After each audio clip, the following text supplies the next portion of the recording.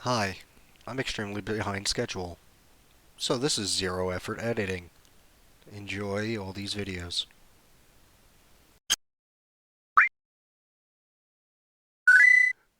It's a podcast. I finished my Wow. milkshake, Nice. What I have flavor? not finished my milkshake. chocolate, What flavor for forbidden you? chocolate. What the Yeah, hell it's does forbidden that mean? chocolate. I don't It is, know. it's I the need flavor some that was dark on the chocolate. carton. Forbidden chocolate. It's, Is that it's, like the forbidden it's, taste?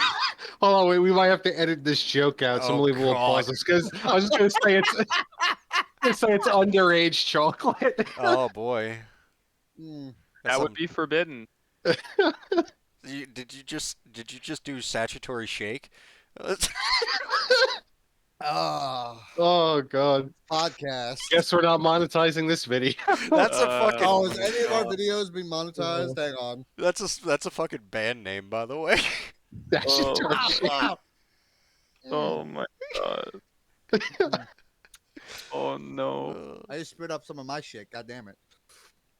What about you, We're Robbie? I didn't starting hear. strong. I'm fucking speechless. I've got nothing to contribute. I wasn't expecting this opener. What toppings? Do you get it? Have you ever done that and like instantly regretted it? Like get a milkshake, but it's not like just vanilla chocolate. It's like cookie dough, and you're drinking, and then a chocolate chip flies to the back of your throat at like 80 miles per hour. Yeah, No, that's because I'm challenge not worthy. I'm not fancy with my milkshakes. I either go in and I'm like chocolate or vanilla. That's it. I mean, that's fair. Sounds Have you like challenge mode to me. you had Drinking milkshake with a fucking risk of choking hazard. you have I've a gotten a coffee ice cream milkshake. well, I mean that makes sense. That was good. That's like an iced coffee type thing anyway. So you ever have a brown cow where they mix chocolate and vanilla, and for some reason they call it a brown cow? Probably. Yeah, those are good. I used to get those all the time. I don't know. I can't get just ice cream.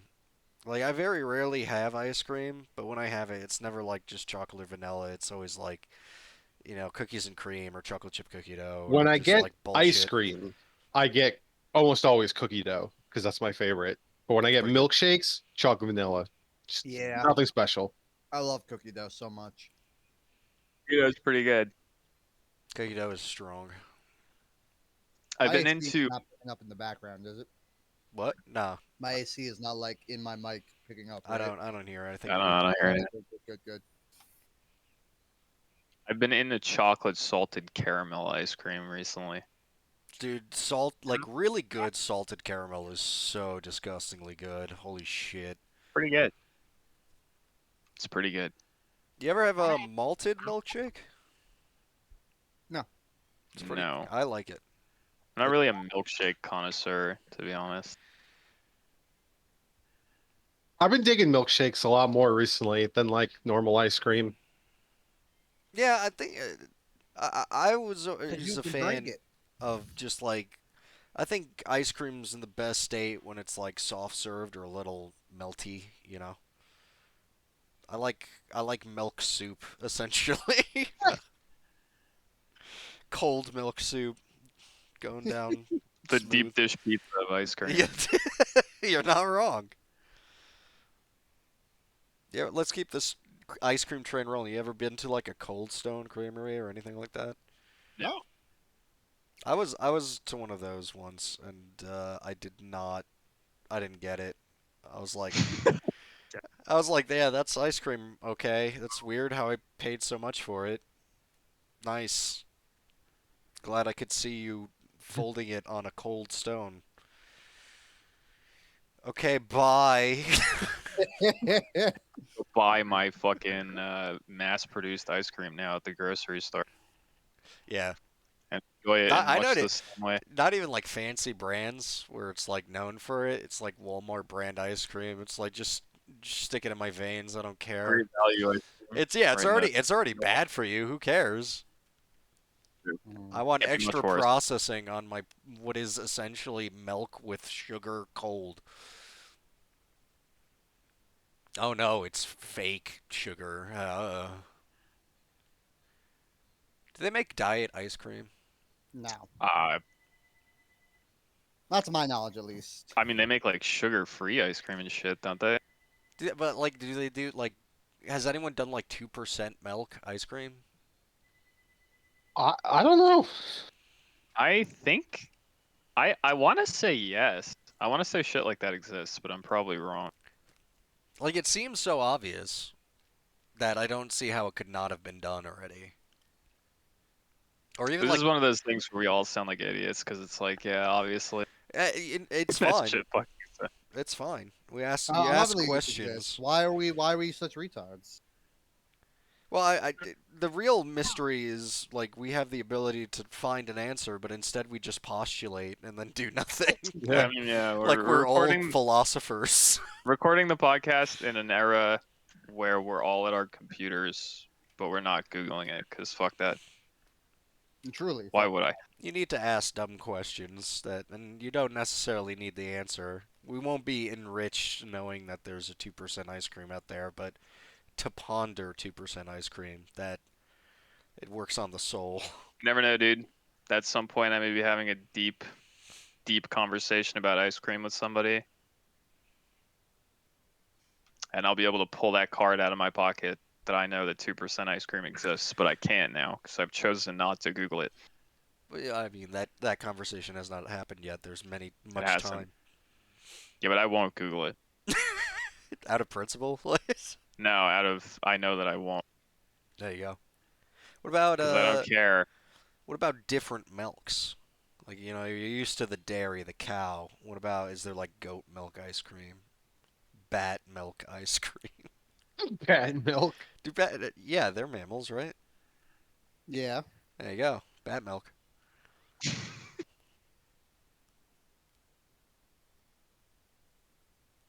Now googling Alright. bat milk ice cream. You're Google that.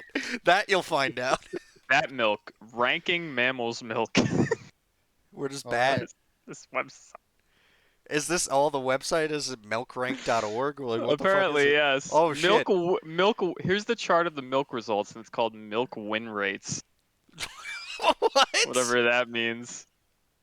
Llama milk is at the top, by the Oh, way. interesting. Nice. Llamas.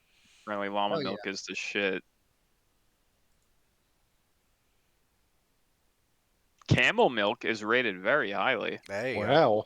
Our milk is very potent. Should we do a video where it's just us trying camel milk? Yeah, okay, can we easily obtain that? I'll sell Here we my go, milk. camel milk. It's fine. I'm sure we could like Amazon that shit. Organic, fresh, frozen camel milk. $214 Get on out. Amazon. Wow. How much? How much? Let me see. Like, is it a gallon or is it a lot? 16 ounces. Wow. 16-ounce What bottle. the hell? for All right, donate to our $214. Patreon so we can do this video that you want to see. Stretch goal. Camel milk. It's fucking bullshit. I know for a fact that there are enough camels on this earth that this shit does not need to cost $214.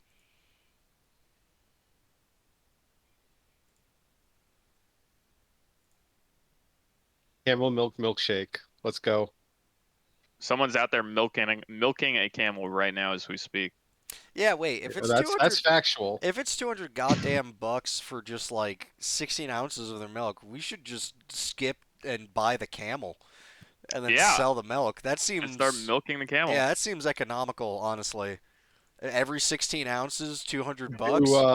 Do any one of us know anything about housing and taking care of a camel? Who I'll cares? figure it out.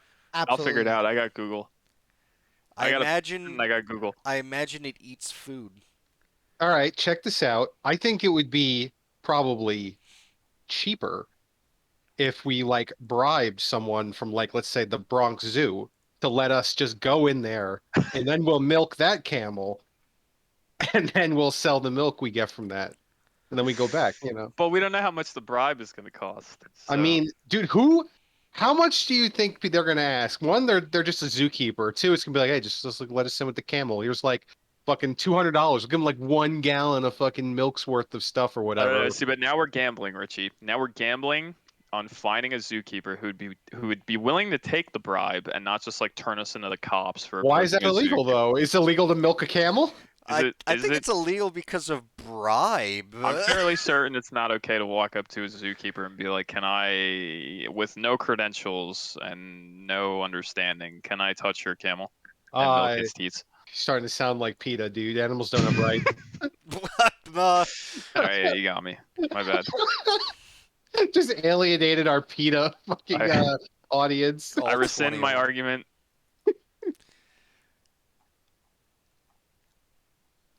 No What? camel milk for us. I think that'd be nice just because that would also be, I'm guessing, the only thing on our rap sheets. It's just like, oh, I did some hard time. What for? Milked a camel. Now, the only legal argument I could find, putting my lawyer hat on, is why we need the bribe is that the zookeeper doesn't own the camel, so really we're milking the zoo's property, and he doesn't have the right to give us permission to do it. And therefore, But the I mean, milk is the zoo's property, and we're yeah, stealing. well, We'd get trespassing probably as just like a surcharge. it's only trespassing if they tell us to leave. But Which I think the second we start publicly milking a camel, they'll be like, leave. Wait, we need to get a gallon to cover our bribe. For some reason, it doesn't hold up in court. Some reason it just doesn't work. Wow. so just don't say anything's impossible. Hell, maybe they'll be like, how often do you think zoos there's bribery going on to like I don't maybe see? fucking know. I imagine there's a lot of animal abuse. I just assume that. You just assume that. I think it's fair because I mean, you're taking care of animals, and especially if they're not dangerous. You're not gonna get paid a lot, and it's not like it's your pet. It's just an animal's, and it's a job. So I could see, you're not really giving a shit. I like to I like to think that the people who are zookeepers actually care about the animals, but maybe I'm a fool. I'm sure there are some, or even I would say Uh-oh, most. What? we lost Brando. He's having technical He's difficulties. technical milking difficulties. He'll be back.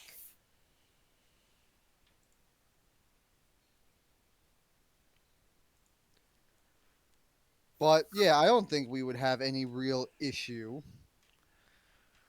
I think people just don't realize how lucrative it is. I would have never until this tangent. I wouldn't have paid $200 for no camel milk. Sitting on gold. They don't even know it. They could subsidize the zoo.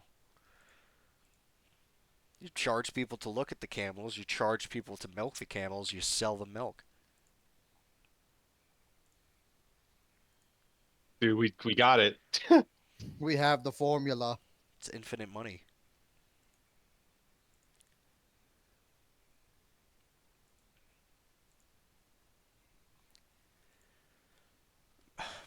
Camel milk. Camel milk.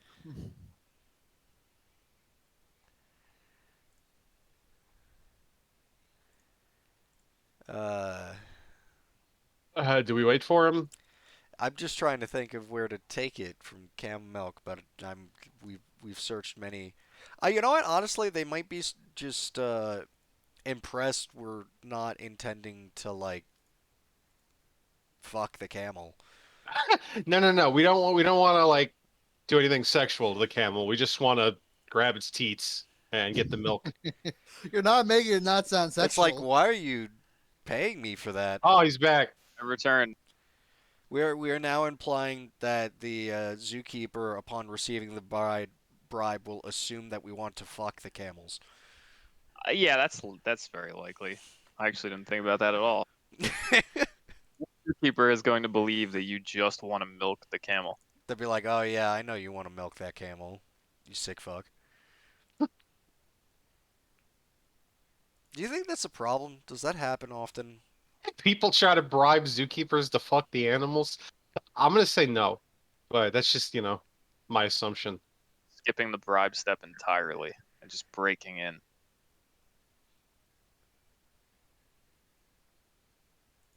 Hmm?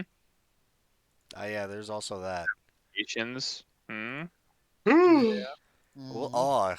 we could sell it on the camel milk black market then. Or This the is camel cat. Would you like to buy some camel milk? illegal camel milk. That makes it Nope. more expensive. Black market camel milk. There's apparently a $200 market for regular camel milk. What could the black market value of it be? Dude, the thumbnail for this video has to be like a guy in like one of those like really big trench coats and it's open, but it's just camel milk. Yeah, I could do that. That sounds Wait, good. quickly. Someone mentioned Post Malone to give him a reason to put Post Malone in the thumbnail because it got us clicked Done. before. I, Post Malone stealing camel milk. a There you go. long, a, every thumbnail from now on will just have Post Malone's face. It up so people don't know. Why do you got to bring it up? What? The thing I edited out? Don't worry about it. Yeah, no, now people. Yeah. There you go. Done. Every thumbnail contains a secret and Post Malone's face from now on. Dear God. Someone help us. I really hope that you had like given that up. No, fuck no. Why would I? It takes 2 seconds. I just hoped. But my hoping was in vain. No, it's just one of those things where it's like you gotta say you're fine, but you're not.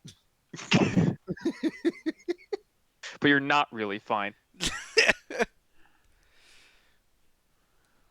There, that kid was just trying to get some Harambe milk. You want to milk that gorilla. He was just hungry, man. He saw the teat and he was just like, food. Gorilla's got some pecs. It's a safe assumption. Oh, is there gorilla milk? I don't think anyone is bold enough to fucking try to There's milk a gotta gorilla. be someone. There is an epidemic of very stupid people jumping into animal cages and zoos, but not with intent to milk, just because they're fucking dumb. With intent to milk. Strong name, intent to milk. Milk. Recently, I remember I was watching the news. This was like a week ago. Some girl fucking jumped into. She was like, is she like a fucking Instagram person? I don't remember, but she Ah. jumped. She jumped into. It might have been around where we live. You know, in vague quotes, our area, I'll say. But somebody jumped into like a monkey cage or something, and like tried to feed them, but they like squared up on her, like aggressively.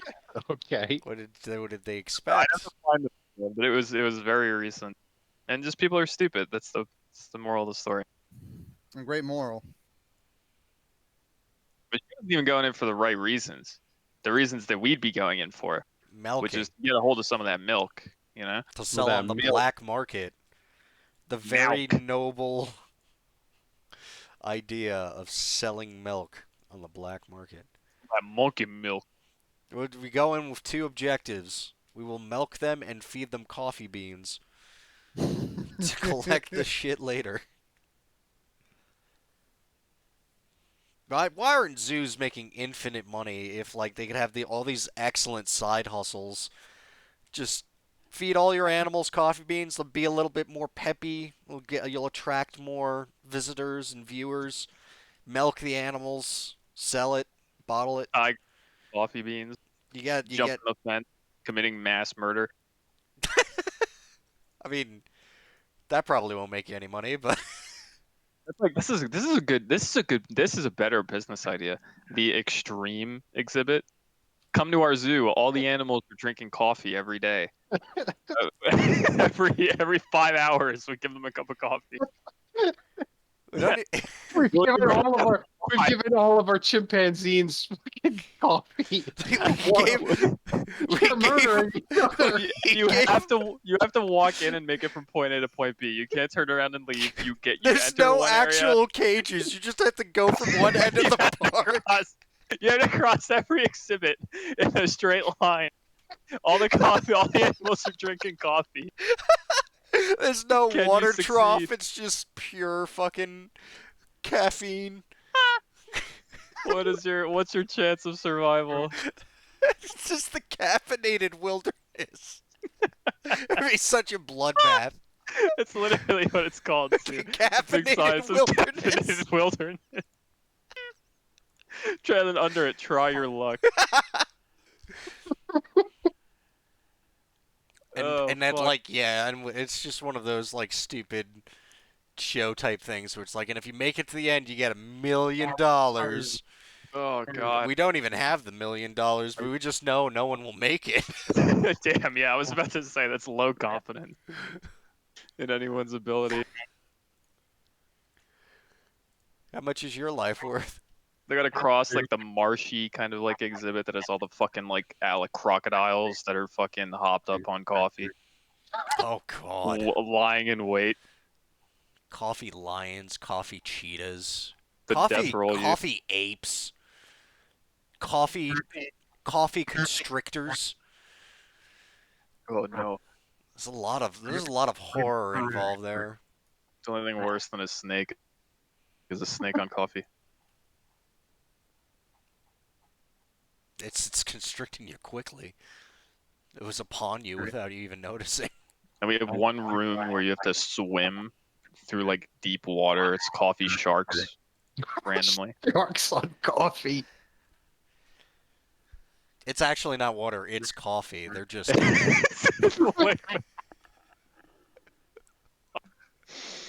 Saltwater coffee that the sharks are in. it's just like a frothing like it's just constantly churning just from their endless thrashing because they're so fucking hyped up. Oh fuck, this is a business idea. I hear myself through your mic, Richie. I don't know why, but I do. You hear it now? Pickles. No, I don't. Probably just too loud. That's Oh, that's funny. That gave me a good giggle. I think even if you just limit it to like chimps. No, yeah, chimps are bad enough. They'll rip your face Yeah, off. you don't. I don't even think you need a coffee. Just like give like 2 of them knives and just see what happens. 2 of them knives. It's like 100 chimps, but somewhere in there, the gamble is that 2 of them are packing heat. And you don't know which 2 it is. The 2 of them, you'll be looking out the corner of your eye. 2 of them be packing heat. Does that one have a knife? Is that the one with the Glock? I can't tell. But they're all on coffee. No, it's not even just like a knife or a Glock. Like we put one in like a Sephiroth wig and give it the Masamune, playing One Wing Angel over the like intercoms. Just da da da da da da da. It's like an ape is just like crawling around.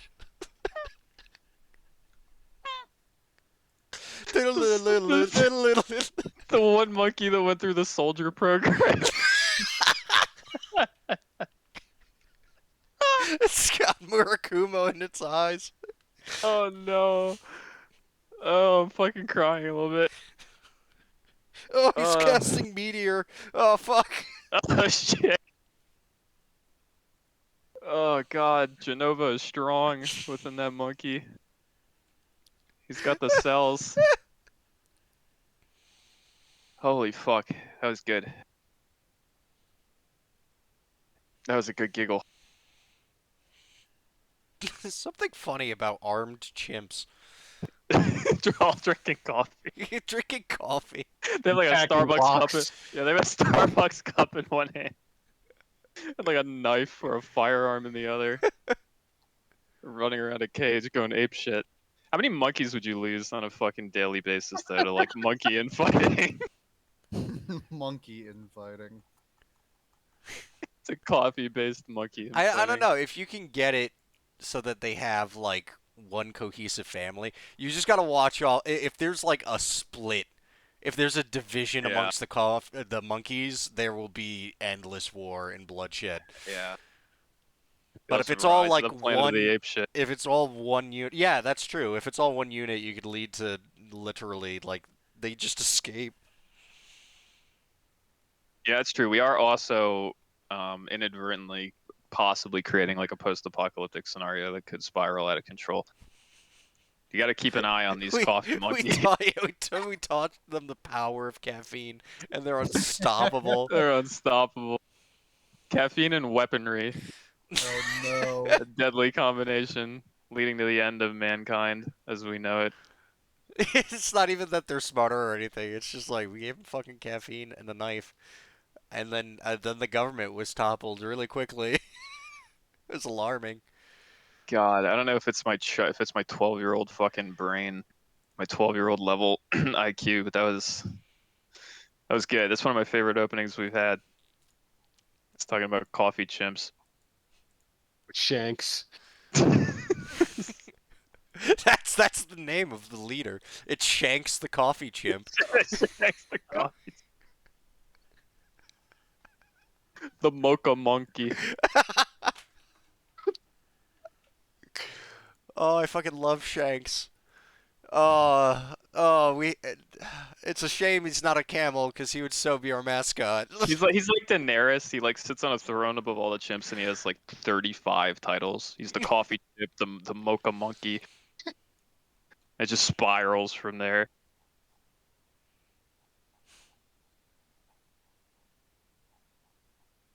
Excellent. The Genova gorilla. Masamune monkey. One Oh fuck. one winged chimp. One wing primate.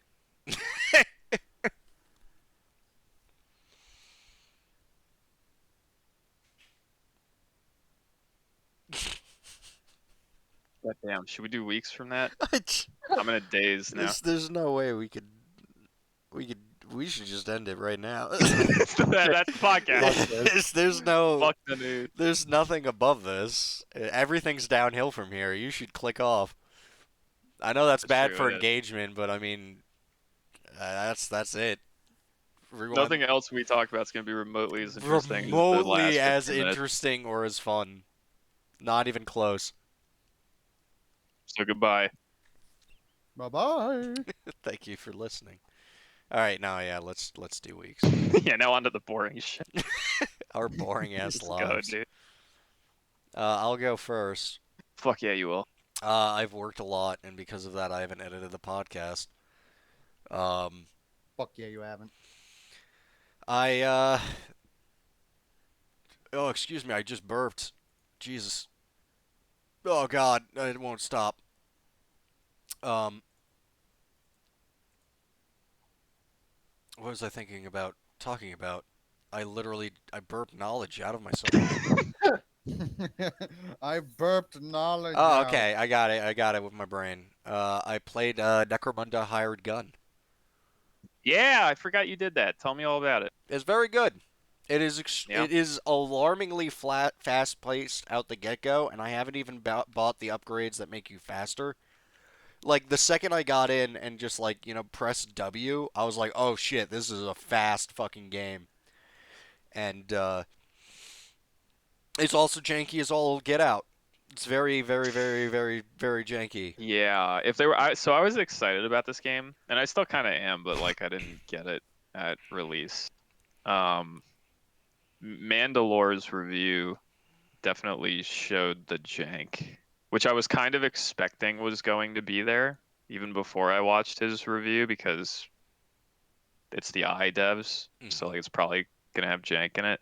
And goddamn, does it clearly have jank? Like some of that enemy AI and just the way they path and shit just doesn't look great at Yeah, times. it's primarily I don't notice the enemy pathing too much because again you kind of are like if I'm sure if you sat there and watched him it would look just really stupid, but you're kind of just running around off walls. It's very Titanfall-esque, using a grappling hook and like just you are so mobile in this game. It's nuts. Like I think my favorite, not to cut you off, but I think my favorite Steam review that I saw like on day one. I don't even know if it's still there, if it got buried, but it was a guy saying it's like if Doom and Titanfall 2 had a baby that was dropped on its head at birth. Yeah. Was I think his review, and then I watched Mandalore's review, and I was like, yeah, that seems pretty fucking spot on.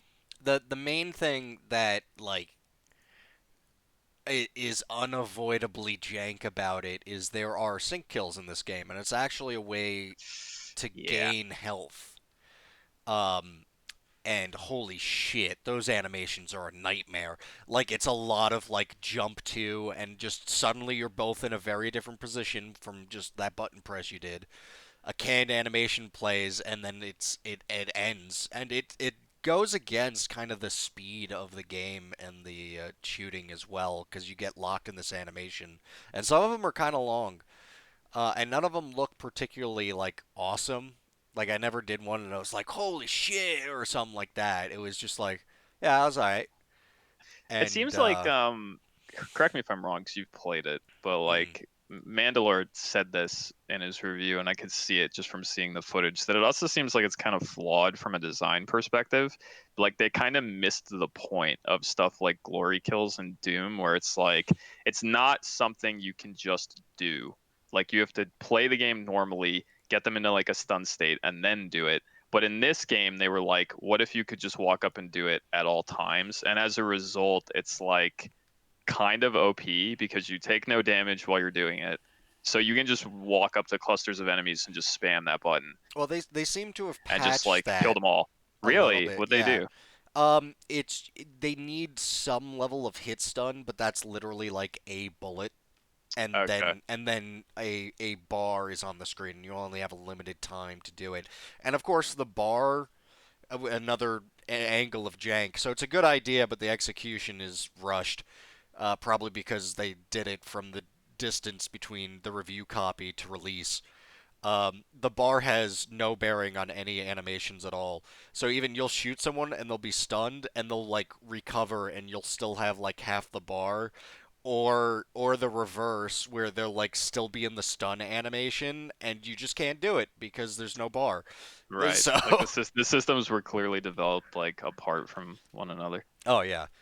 So I mean it's a good little band-aid, but yeah, that entire system needs work. It was definitely put in to be like, hey, look, we're Doom. And I don't think it needed that. For the speed of the game, they needed to be much faster than they are, or the game needed to be much slower and be built around them. They're kind of just thrown in, and it's the primary source of jank and it's also the most reliable way to gain health. So you're going to be witnessing that jank a lot.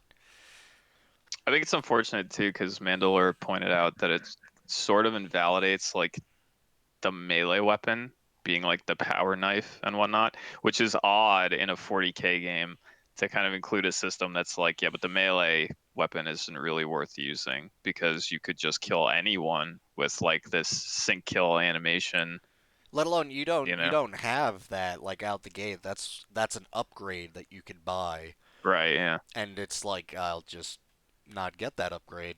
right. Seems like it wasn't like the close combat stuff, the melee shit wasn't super well thought out, which Yeah. is odd considering that they made I, and from what I understand about I is like it had melee options Oh yeah, it had a lot of it. that made more sense. They were jank as fuck though, to be fair. Well, yeah, everything about I was fucking jank though. That's true. But yeah, it's a very very good game. The guns look, feel and sound great. The movement is excellent. The the design of the levels is so gigantic and 40K and perfect. It's incredible. It's also kind of annoying because there's like treasure chests you can find and gear you could scavenge and whatnot, but these levels are so massive. It's like kind of a chore to check every nook and cranny because there's 18 billion nooks and crannies because of how big these fucking levels are. It doesn't take too long because you're fast as fuck, but it's still it again. It's ideas that are at odds. Um, Something I'm a little unclear on that you might be able to shine some light on for me because you have it and have played it. And like Mandalore's review didn't even really make this clear for me, but I'm just curious. Like, what is the basic gameplay loop? Like, is it completely linear, or are there like procedurally generated like contracts that you're taking? Like, how does it work? Both.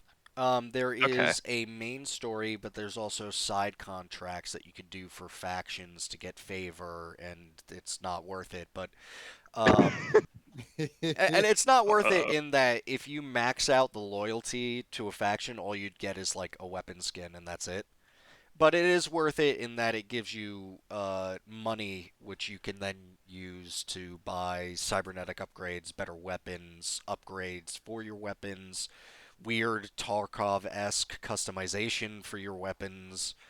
Um, so and yeah, they fall in the categories. So the story missions, of course, are following the story, and then the side missions are like kill leader enemies, destroy these items, and it's in levels from the main game. I haven't seen a new map yet, um, but I've seen them take place at different parts of a level. So a pretty smart use of map reuse, and it doesn't, and because you could pick your contract, you don't get that feeling of like, oh, this one again, because it's like, oh yeah, now I'm over here at like this level, and it doesn't like get some boring.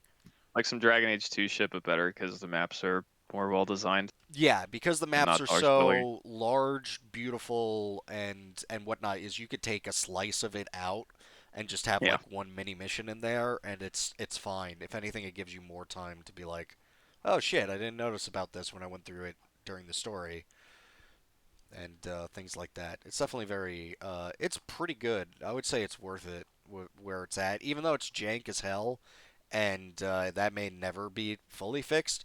The gunplay and speed is good enough that it's like it's kind of a mindless game, but that's fine. It's fun. Very few games are fun anymore. It looks like it's a pretty, despite the jank, it looks like it's a solid step up from what they did with Deathwing, just in Oh yeah. terms of first person shooter quality. Because, like, something that always turned me off to Deathwing was how very jank it looks to play. Like, the melee doesn't look satisfying in Deathwing, a lot of stuff doesn't look great. Footage of this game doesn't give me that feeling. Like I see some stuff and I'm like, yeah, that ain't great. Like the way enemies are animating, the way they're moving around, the sync kill stuff is clearly kind of fucked up. But it definitely is a step up from what I've seen. So it's nice that you're saying it's good. I might get it but maybe probably not at full price, but I might pick it up down the road. I don't know if it's at full price. I think it launched on sale. Well, it's full price. I mean, yeah, it did, but I didn't get it. You want more It's not like sale? a giga sale either. It's like $33 from 40, I think. Yeah. But yeah, I give I'll pick it it up eventually though. I give it a thumb up and a whore thumb. Nice. That's I good. I haven't played it much, but what I've played, I've enjoyed. Beyond that, I've been playing more Pathfinder Kingmaker, and I continue to enjoy that game. I really Is your like. kingdom in shambles No, or no? no, I kind of fixed it by Killing everyone. yeah, actually. Yeah. That not a joke was it's like you can do kind of story your party members become advisors that you could assign tasks to take care of, and those relate to the main story, and it basically buys you more time.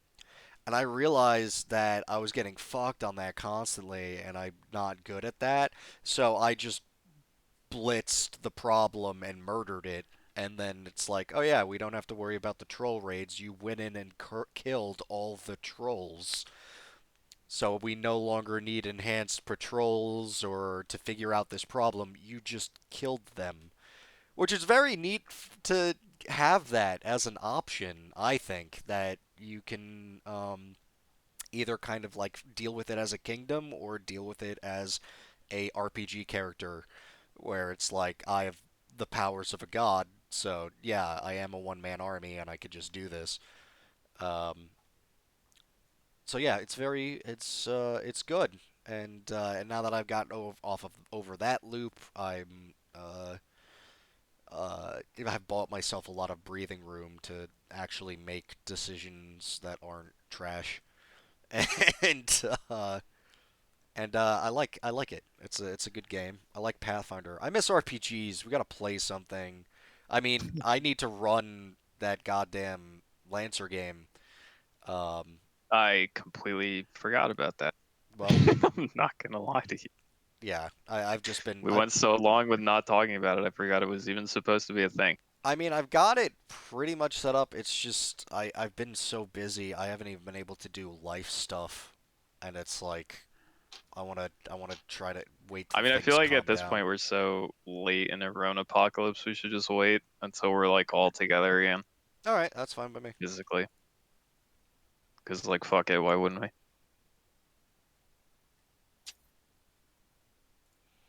I'm Mm. fine with that. Except now I need to make maps. Yeah, that's the only thing he's got to make maps then. Poor boy. That's okay. It's not that hard. It'll be very abstract. This is gonna be some like Dolly-esque maps going on. What the fuck is that? A demon? Can't you tell by the way I drew that X? We're gonna go back to the old school 40k terrain where there's like dew harvesters and you just have to Oh, yeah. plan around it. We use models and do harvesters. Old school. And that's literally been my week. I'm working myself to the bone for no reason. I can't stop myself. Please help. Who next? I'll go. I have been doing some adulting stuff. I'm getting ready for school. I'm gonna go visit the college I plan to go to next week. And otherwise, I've been playing some of the Mechanicus game Anthony got me for my birthday, and Subnautica still. I am 2/3 of the way done with the game. I have one last arc to do in the game, as the game's kind of broken down into three parts. And then Mechanicus, which is one of the hardest turn-based grid games I think I've ever had to play. So fucking difficult. Uh, it's it's fun. I like playing it, and every time I feel like I'm getting into a spot where like my tech priest are good, and I then meet something where it's like, oh, this is normal difficulty, you'll be fine, and then they just get immediately destroyed. I'm like, game, you said this was normal difficulty. I went on like three other normal difficulty missions and I did fine. Why is this one same difficulty just so fucking hard? Or It's even worse, lying, dude. when it says one's easy and it's so much fucking harder. I was like, why?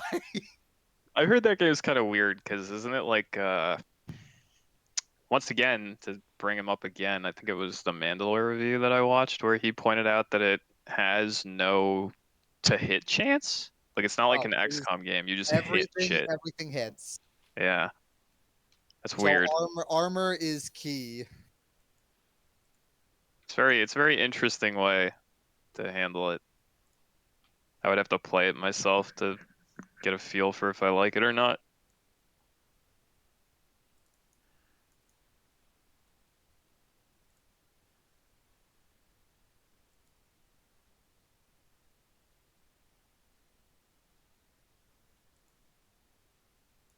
And then he died.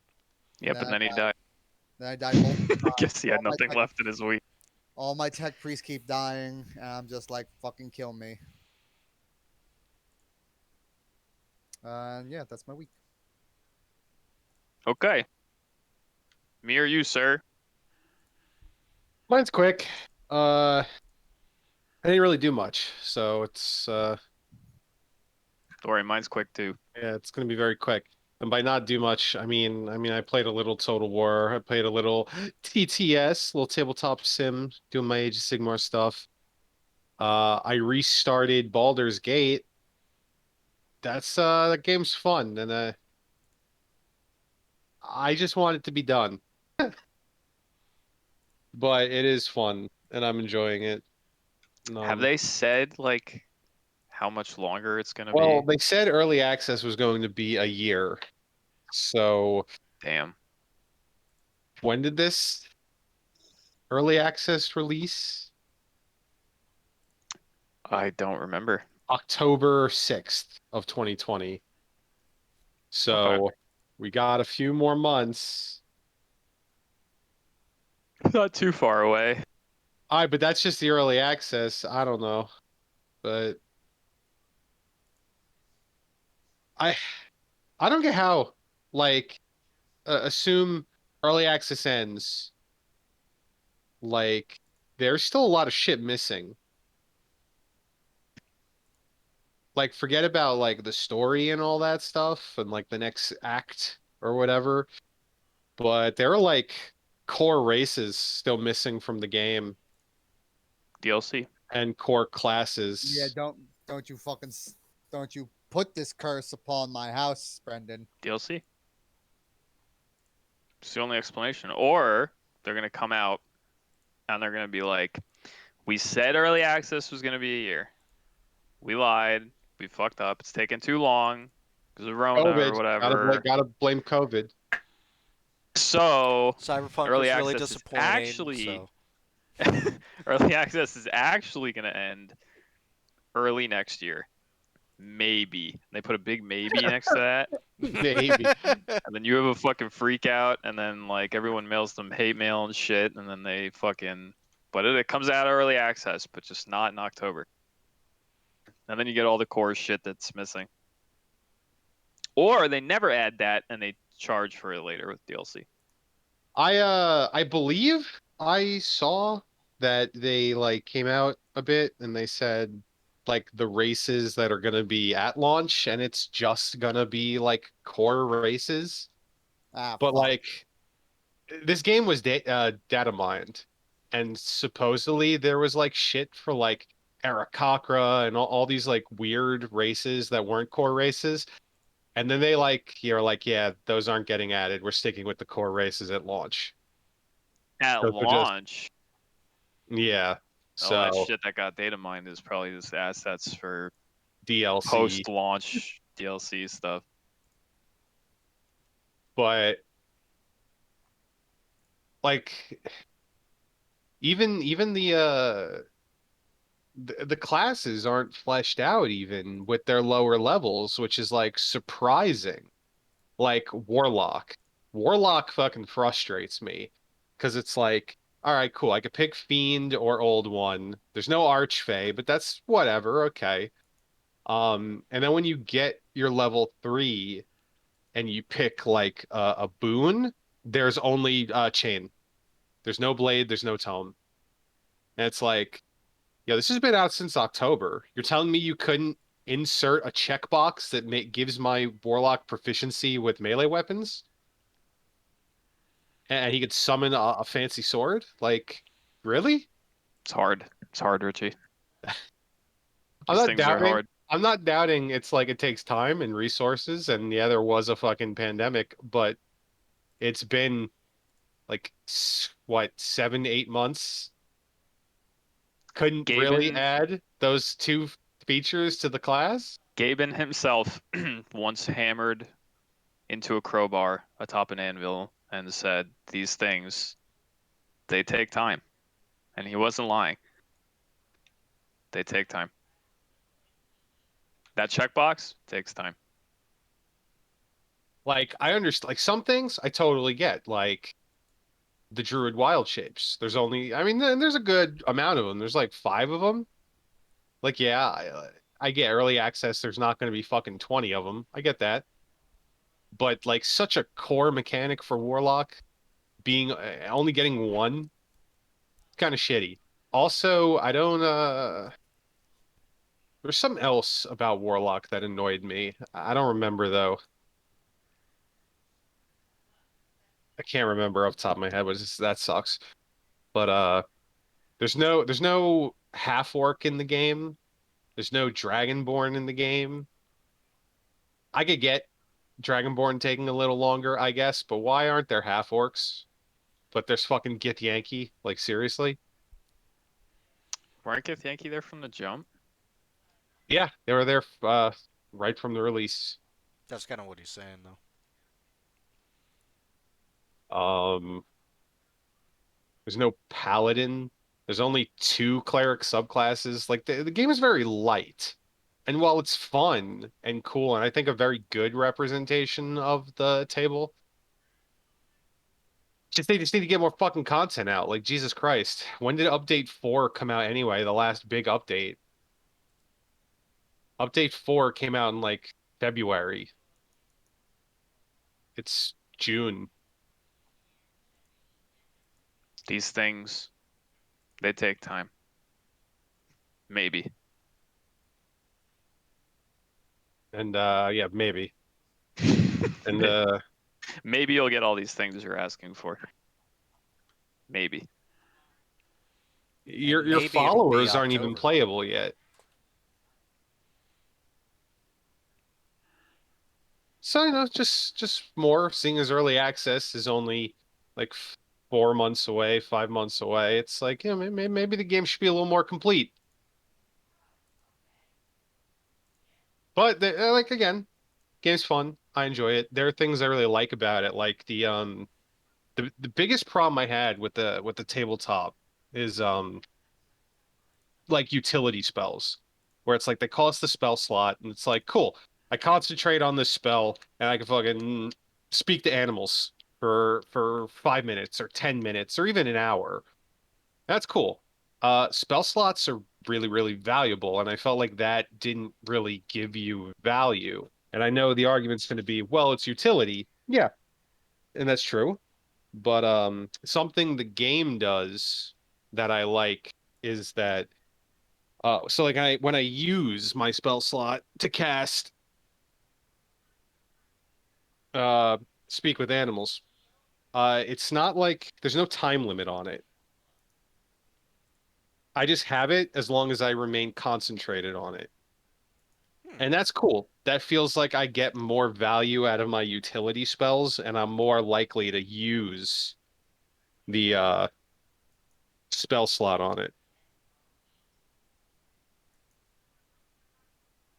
Yeah, that's neat. That's probably a better way of handling it.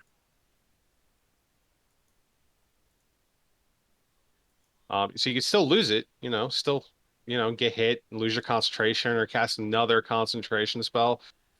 But I also dig like walking around with my like talk with animals up.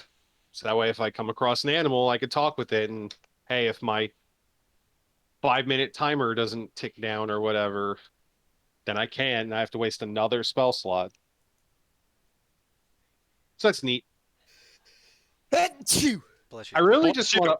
I really just want to play this game with like other people, like with a party, because it would seem really fun, just kind of like Divinity was. I Yeah, enjoyed it was a lot Divinity of fun. playing with other people. Yeah, that was fun. See you in October. Maybe, Maybe. maybe. Maybe. Maybe. I know I'm not getting this game until it's fucking content complete. I'll tell you what. Yeah, I definitely want to get I, it. I really think that's really like all I did. I really haven't done much. Played some Heroes of the Storm, but that's not particularly exciting to Yeah, talk it's about.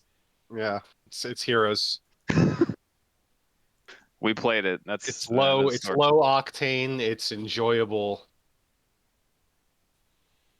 You say Something that. just to lighten the You mood. say that with such disdain.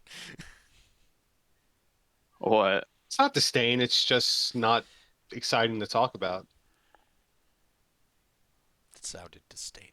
Allow us to regale you with the tale of every match we played over the last week. It's a very I exciting don't tale. know why. It just sounds like I had fun. It sucked. Very fun game. This game. I had a good time. It was relaxing. Low octane. God damn it. It's all you, So your week, friendo. sir? I'm pretty Cool. much done. My week's pretty simple. I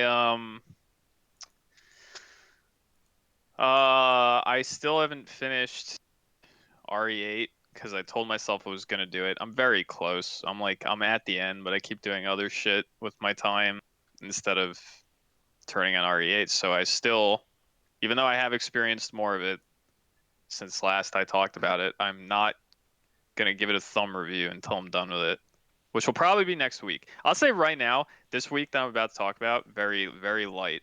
I don't have a lot to say. Next week, I hope you all are mentally prepared for me to sit here and talk for like an hour. Because not only am I probably going to have RE8 finished by the time we record next week, I'm also going to have to ramble about Strive. Mm. So these things will both be in my week come next Have I Wednesday. bought that yet? I should probably buy that. Probably. It comes out in 2 days. Is there a But pre-order bonus for that game or no? yes, you get I believe if you pre-order on PC, you get I think it's a pre-order. Hold on, let me check. I believe you get swappable colors for Kai and Soul. So you can make Kai look like Soul colors, and you can make Soul look like Kai colors. But it also changes the colors of their moves. So when Soul does like Gunflame, it's like blue fire. So it's an It's enhanced like skin. Kai-esque shit. Yeah, that is the pre-order bonus. You get Kai colors for Soul, and you get Soul colors for Kai. Is the season pass really going to be $30? Am I saving any money with this deluxe edition? I don't think you are. I think you're saving $5. Damn. I think. And even then, you might not be. It might be a $25 pass, and so they're literally just combining the costs, and you're saving nothing. Whatever. I'm their slave. It's done. You're a Um, slave. It's done. but anyway, yeah. So my next week is gonna be fucking stacked and packed. This week, all I did is I didn't finish RE8. I played a shitload of RimWorld. I got kind of sucked into RimWorld this week. Oh, nice. Um, I've been doing this thing recently. I like to have a game at any given point in time that I'm playing, like off and on. That's just kind of like a nice chill out game for me where I can like play it and I can just listen to some tunes while I'm playing it, or I could have like a YouTube video on in the background. I just kind of like vegetate while I'm playing this game, and I don't have to like be immersed in its game audio or any of that shit. I can just kind of like relax and listen to some shit in the background. And I've been struggling because I don't have a game like that in my life. I've turned on Warhammer 2 multiple times in the last 2 weeks and then just turned it off because I just kind of can't bring myself to play that game anymore. And I turned on, I tried playing Battle Brothers a little bit and I kind of got into it, but then I sort of fell out of it. And I was just looking through my Steam library and I looked at RimWorld and I was like, I'll play fucking RimWorld because like I've never really dedicated an immense amount of time to getting like a single run in RimWorld to succeed, getting like a nice giga colony and a lot of tech and shit. So I'm doing that and I'm having a lot of fun. RimWorld is a fucking phenomenal game. It is a fantastic fucking experience. It's one of my rare two thumbs up reviews that I honestly think like everyone should play RimWorld. It's kind of incredible. RimWorld is very, very fun. Um, I've had a lot of night. It's one of those games you play and it just like it knows how to simulate enough stuff to be fun, but take some of the minutia out because it would be a detriment to the experience. So it never quite reaches like Dwarf Fortress levels of like managementism, you know, Mm. the tism, so to speak. Um, but it knows how to simulate enough shit to like generate awesome little stories like on the fly. Like I have a colonist named Rena, right? She's my best construction colonist, all right? Let me regale you with a quick tale of Rena. Rena has been building my entire colony from the ground up since day one. She has made every single fucking thing. Her construction skill is jacked, right? And she's the youngest person in my colony. My colony is basically an old folks home. Everyone is like in their upper 40s or higher. For some reason, Rena is the only person who was like started the game mid 20s and is like in her late 20s now.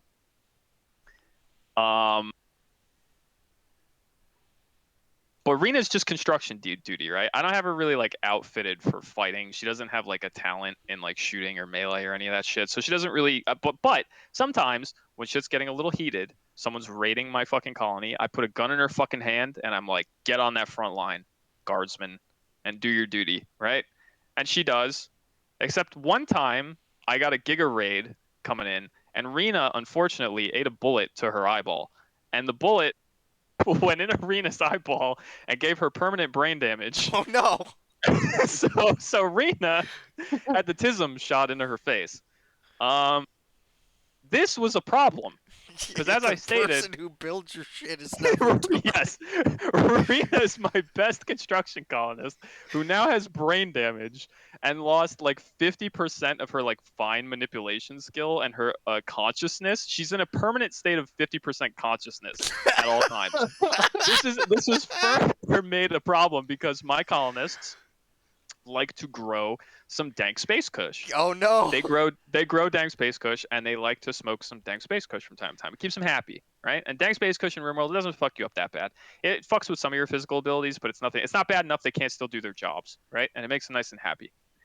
Unfortunately, due to Rena's brain damage and her 50% consciousness, I noticed very quickly, at one point, I'm just playing the game, and I get a little blurb to the right of my screen that says, "Colonist needs rescue." And I'm like, what? And I click it, and it brings me to Rena, and she's on the ground flailing. And I'm like, what's going on? And I look at her, and I'm like, oh, she smoked Space Kush, but because she's brain damaged, it immediately tanks her consciousness to 0%. Oh So no! every time she smokes Space Kush, It literally kills the what little bit of her brain remains. she loses consciousness completely and has to be rescued by a different colonist.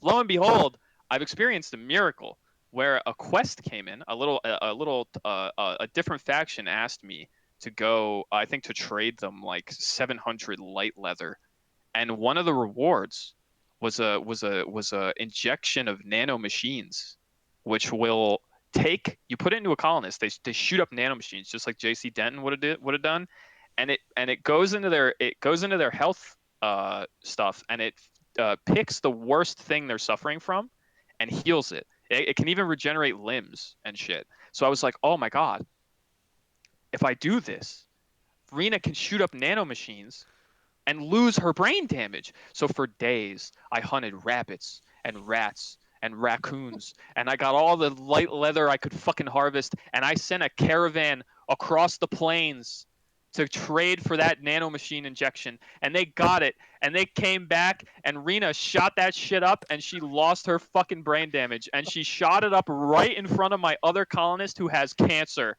and it and it would have saved her life. But I was like, fuck that.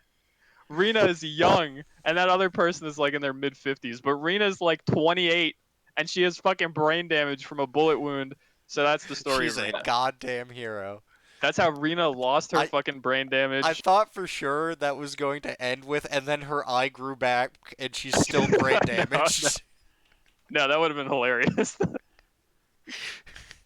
But no, fortunately, it saved the brain damage, and that's me regaling you with the fucking epic tale of Rena. For real, RimWorld is fucking extremely good. I think it's one of the best games of its kind out there, and I highly recommend it. Every run is just full of like little organic stories like that just happen as a result of like your colonists, the kind of traits they have, the way you choose to like build your colony, the shit you choose to research, the kinds of people who raid you, or like the alliances you make. It's a very fucking awesome game that I highly recommend.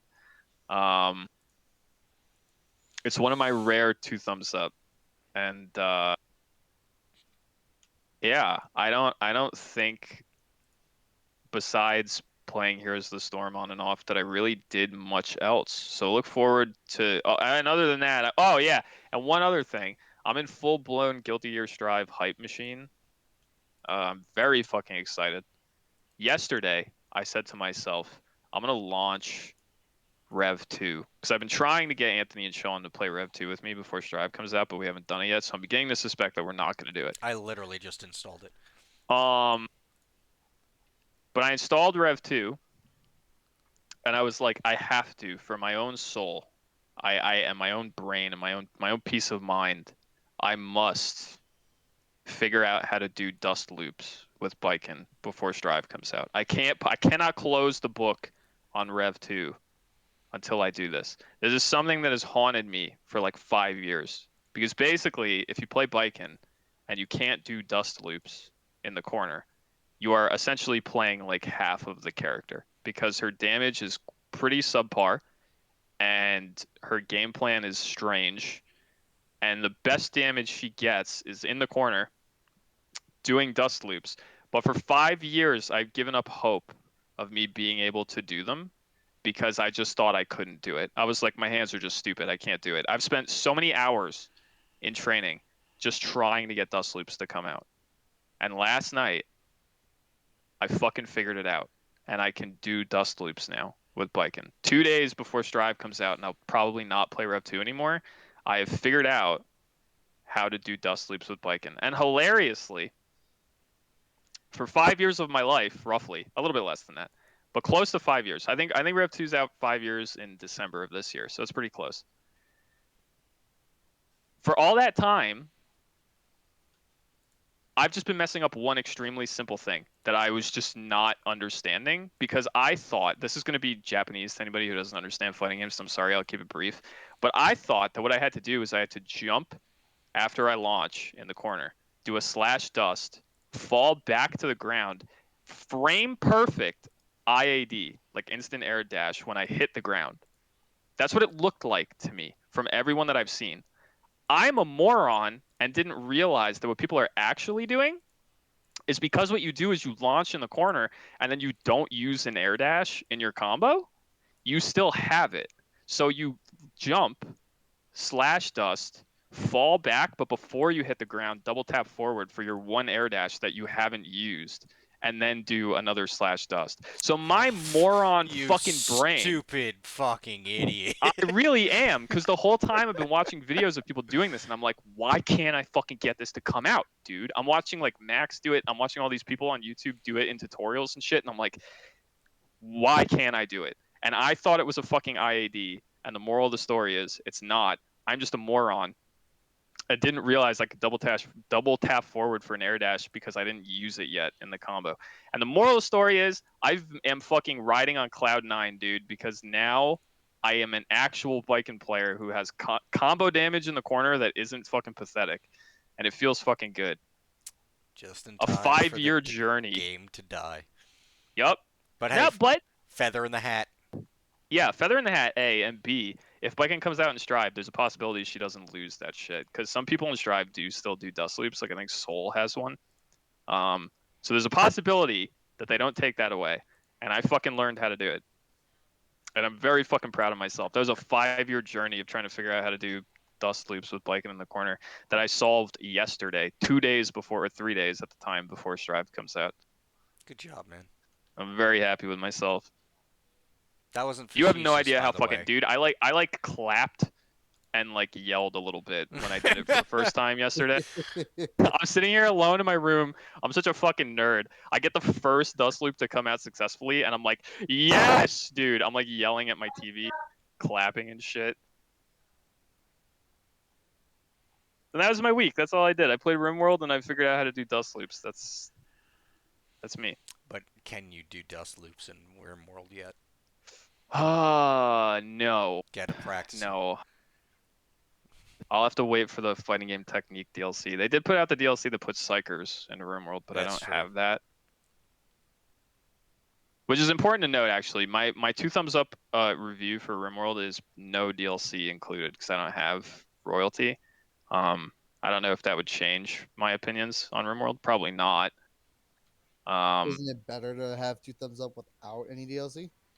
Yeah, probably. But maybe if whenever I do get royalty, it'll change the review, but it probably won't.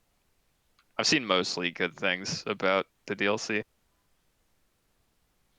But yeah, that was me. So until the Guilty Gear DLC for RimWorld comes out, there will be no dust loops in RimWorld. The great fighting game DLC that makes your colonists able to put bandit raiders into the corner and then dust loop them.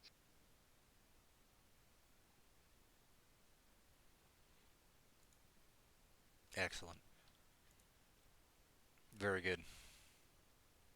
You can't. You real words are not doing it justice. How happy I am that I No, I'm figured out not. how I'm to not. do that shit. I'm not doing that. Like again, not making fun of you or nothing. I know you're not. I'm just saying. Like I'm really very fucking excited that I'm figured out how to do it. You have It has bothered me, dude. Because I you. see all these videos of these like pro Viking players and shit, or these people who are just really good online. Like when I would watch Max play Viking and shit, I'd be like, I can't do this. So I'm just worse than these people. Like I can do everything they're doing mid screen, but the second I get someone to the corner, I'm just playing a worse version of the game than they are. Well, I But mean, but that's now, the whole thing with fighting games is that like, yeah, you put time into it and then you get a skill level and then you'll be there for a long time and it's always like a breakthrough eureka where it's like you plateaued and then all of a sudden, oh wait, nope, still going up. yeah. And now, granted, it's not like I couldn't win matches with Viking without knowing how to do dust loops in the corner. You could. There's a lot of other fundamentals that go into being decent at a fighting game. It's not just my ability to do a corner combo, Right. but it is really annoying to think that like I'm watching all these other Vikings and it's like if I play just as good as them, which I can't really. I'm not like an amazing Guilty Gear player, but hypothetically, if I did, the second I get into a corner situation, I'm just not as good as them, like combo execution wise. And now that I've figured it out, it's like I've got it, man. I'm still shittier than all those really amazing players in like every other facet, but at least I know how to do a dust loop, and it's good. And I'm happy about that too going into Strive because I know some characters still have them. So if I'm like, if I want to get like a pocket soul bad guy or something going on, maybe I can do a dust loop. Maybe I can figure it out. You have acquired growth. I did. Fighting game brain cells fucking expanded. Feels good, man. Congratulations. Speaking of fighting brain cells, You're gonna hate me. Strive. Before we get into the Strive and the news, can I go get a bottle of water real quick? I asked you. I asked you if you had your waddies. I did, but I drank it all and I Hey, want another one. I'm Ooh, sorry. Get I'm gonna your get another one then. I'll get be your right back. damn waddies. shame on both of their houses. They had a chance. Shame on both of They their had houses. so much of a chance. This is staying in. Why don't? Why doesn't everyone just keep like a giant like football like Gatorade thing full of water next to them? I Like don't know. like one of those I squirt think bottles. the world would be a much better place. Stay Two of them, hydrated. really. One to drink out of, the other to piss in. Just That one I don't saving a lot necessarily I of got time. Waddy. Welcome. Welcome with your damn waddy. Dice personalities. All right.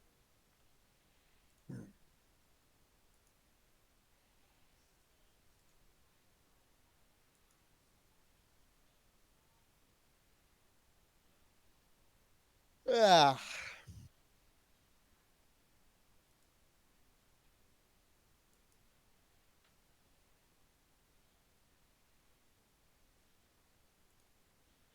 Alright, I've returned.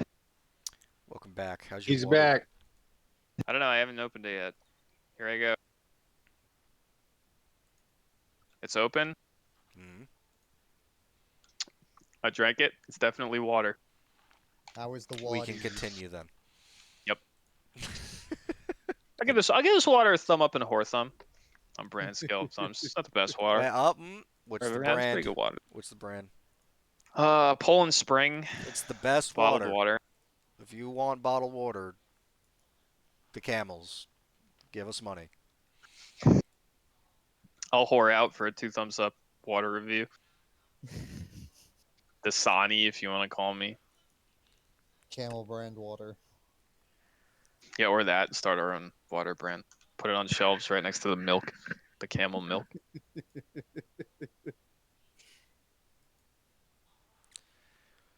Anyway, Guilty Gear Let's Strive. fucking do this, dude.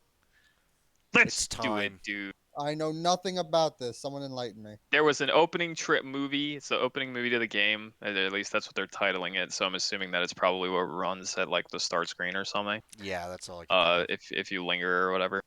But they're essentially releasing it as a release trailer. It's basically the game's launch trailer, and it's all snippets of story moments and little peeks at certain things. It And looks it's cool. bruh's trailer's pure hype. The music kicks in. You get some of those shots, and it just fucking my erect Guilty Gear boner just shot You through my watch table and one ruined All my right, I keyboard. know anime and look at how nothing you've about become. the story of Guilty Gear at all. This Uh-huh. this trailer does interest me, but It worked. It worked on him, I do have Anthony. one question. I have one question. I have the answer. What's with the weird, like, black shirtless guy with the X over his eyes holding the coom? Like, he has Oh, a I don't think vial of coom. we don't know that yet. Oh, okay. Like that, like no one else is like out for coom. The only thing I can think of is that has to be like essence of backyard. That's all I can think of. Like I said, I know nothing of the story, and I just saw that, and I saw that part. I'm like, wait, he's holding a bottle of coom. That shit has been memed to fuck on like Oh the yeah. Guilty Gear Reddit. It's just people making fucking cool memes. It is a mysterious, frothy, light white liquid. This trailer is so fucking hyped though, dude. A few interesting takeaways from this trailer. Now, mind you, I don't know when the fuck you're gonna edit this and have this up. That's Probably true. well after the launch of Strive. Who knows?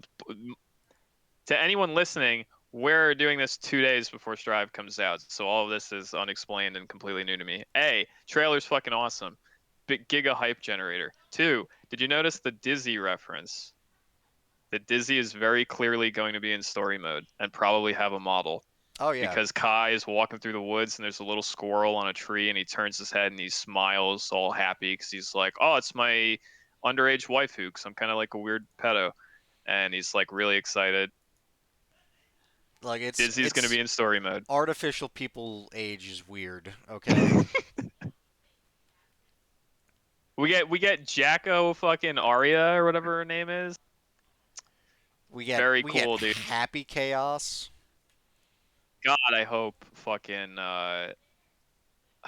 if any of this in this trailer is indicative of future content, which I would like to think that it is, because some of these characters clearly look like they could be playable. I hope Jacko comes back at some point, even if it's like Soul wife cross Jacko fusion dance character, but she just plays like Jacko. That would be sick. Yeah, I don't see why they wouldn't. I would be very Eventually. excited. Actually, I could see many reasons why they wouldn't. There's too many characters. There are, but a lot of people like Jacko because she's a fucking weirdo. She plays strange and she fits like a very interesting niche. Yeah, I would say. And I don't know. I You have also the remember playing Jacko and just doing the down circle, not the down, just her down spin move. Yeah, Yes, it's down it's a heavy that is a slash. good button. Down heavy slash is a good button. What else is in this trailer? There's something else. I mean, we get obvious like jacked. At least I'm assuming it's Bedman. He'll probably be fucking playable at some point. Bedman with a gun. Like it feels too I'm obvious. sorry, wait, what? Bedman with a gun? It's Yep. pretty much what he is. He looks a lot. So it's Demon Boy, blue Demon Boy. He bears a striking resemblance to a character called Bedman, where his hair is a little bit messier. His glasses are now X's instead of circles, but it's like the same color, and he has generally the same face shape. So everyone just refers to him as like Demon Bedman and stuff like that because it's like, what else are we gonna call him? He's got to be Bedman. I'm assuming it's Bedman. Just all fucked up. Who And he knows, bought a gun. man? Who the hell knows? He certainly That's owns true. a gun. A gun, a sick jacket, and a sweet car. This game is certainly the lore of Guilty Gear is certainly insane enough that that might not be Bedman, but it It's really just looks a like Bedman. coincidence. It's Bedman's sister. The shirtless demon boy. You got fucking what do you call him? Secretary of Defense man who happens to fight with a coffin. Apparently that's who he is, by the way. Burger Cop is Secretary of Defense. Apparently, yeah. I don't know where you're getting Burger Cop from. I was like, what's he referring to? And Well, I couldn't figure it out. he's in the stage eating burgers, the Is Wild he? West stage, yeah. I And don't he remember gets that. and if you do like a really good like OTG or something, he gets up and screams because you knock over his burger. All right, that's funny. I didn't know that. But yeah, apparently he's the Secretary of Defense, and he is a guy that fights with a coffin from Area 51 on it or whatever. And people are like, is there an alien in that coffin? What the fuck is going on? Very anime, but he also looks like he could be playable at some point in the future. I don't see why not. I'd love to play him. That'd be great. There's Those are the already like biggest.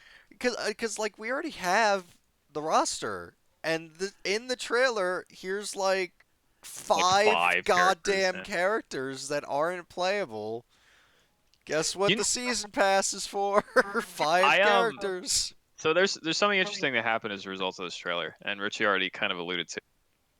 I would just like to say, he made me very excited and very proud when he randomly messaged me the day that I think I posted that trailer, or maybe the day after, and he was like, just out of the fucking blue, he was like, where do I start with Guilty Gear lore? Because the trailer was pretty cool. And a little tear came to my eye. And I was like, oh my God. He's kind of trying to get in. He's trying to get in just a little bit. He just asked about pre-order bonuses. He just asked. He's thinking, Anthony, and I need help to peer pressure our friend into playing more fighting games. I need help. You got it. I tried to explain to him. Dude, the roughest because I don't hate fighting games, dude. I played Mortal Kombat. I played fucking Dragon Ball. It's just like I don't put in the time I should to get good. It doesn't take a lot of time. That's the thing. I've tried to impress this upon you. I sent you 2 Sage Jam videos. Have you watched those yet? Yeah, I worked today. Okay, that's fine. That's fine. I'm not gonna yell and scream at you for not watching them, but please watch them because he makes all my points for me. That like fighting game difficulty compared to other genres is kind of a myth. It's honestly a pretty similar fucking learning curve. It's just a matter of doing it. If you've learned a MOBA, you've already done it. You just have to do the same thing with a fighting game. He makes very amazing points that are all There's my just less points. combos to memorize in a MOBA He versus even fighting he game. Richie, he even makes my point for me that combo execution is not the only thing you need to win matches. In fact, people who are not as good at combos as other people can still take rounds off people because there's a lot of other shit that goes into being good at a fighting game, like the footsie game, the neutral game, understanding core mechanics. It's not all combos. So you don't got to look at your hands and be like, I suck ass because I can't do combos. Also, combos will come to you eventually. They're not that hard. Also, Richie, I just don't do combos. I find good moves and I do them, and sometimes I win, and that's fine by me. Granted, you should put in some work to learn some combos. I'm not saying I'm don't learn planning combos. on like this is the first one I'm gonna take seriously. Okay, like Yeah, I'm not. I learned buttons, and I learned special moves, and I could even kind of link them together and use them in interesting ways. But I'm not a combo man. Anthony, You I'm not talking tried to you. Don't worry. you, I'm talking. I'm talking to the guy. I'm trying to get the fish hook in his mouth because he's kind of this like is he's like. this is how I'm baiting the hook. Is like you're I know. very Yeah. fancy, nicely. You put a little filet mignon on the end of that He's hook. I have a string, and I'm like, look, it still works. Richie right now, dude. He's like the bass in the lake, right? And there's like this shiny lure, and it's like spinning through the water, and it's got like Soul's face stamped on it, and he's just like he's looking at it, and he's like kind of like nipping at it a little bit. He's like, that's very shiny. That's kind of interesting, but like he hasn't quite just latched onto that hook yet, and I'm just trying. I'm just giving him little shoves. I'm pulling on the pole a little bit to entice him. I'm reeling it slowly to let it spin through the water, and I'm just trying to get him. I'm trying to get him on that hook, by explaining to him that he's not as bad at fighting games as he thinks he is, and it doesn't take that much time to get to a place of being able to beat people. And as for your question about Guilty Gear lore, buckle up, Buttercup, because it's a confusing mess. Bro, that brings me to my second point. So when he messaged me and he went, "Where do I start with Guilty Gear lore?" Last night I said to myself, "Fuck, I haven't finished watching the Exert and Rev shit, You and should. Strive's out in like 3 days." So last night I watched the rest of the Exert Sign stuff on YouTube that I haven't seen yet. Bro, the moment where Soul punches spoilers, Whoa! Richie. No, hold on. Whoa! Oh, no, hold on. Don't worry. This isn't as big of a deal as it's gonna sound. But the moment where Soul hits the defense filian or however it's pronounced, the amount of mumbo jumbo jargon that comes out of that man's mouth is insane.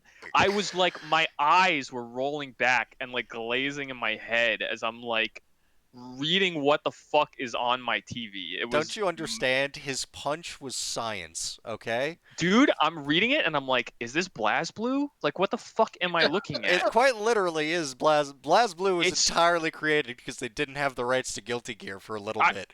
So I get that, but my point is like aesthetically, right? I've always liked Guilty Gear because it's not like offensively anime. It's like metal anime, right? It's like a cool looking anime, right? I like Okay. the way the characters look and shit. It is like you can't deny that. It's like metal anime. BlazBlue is like weeb anime to the max. No, Like the character I get does, that.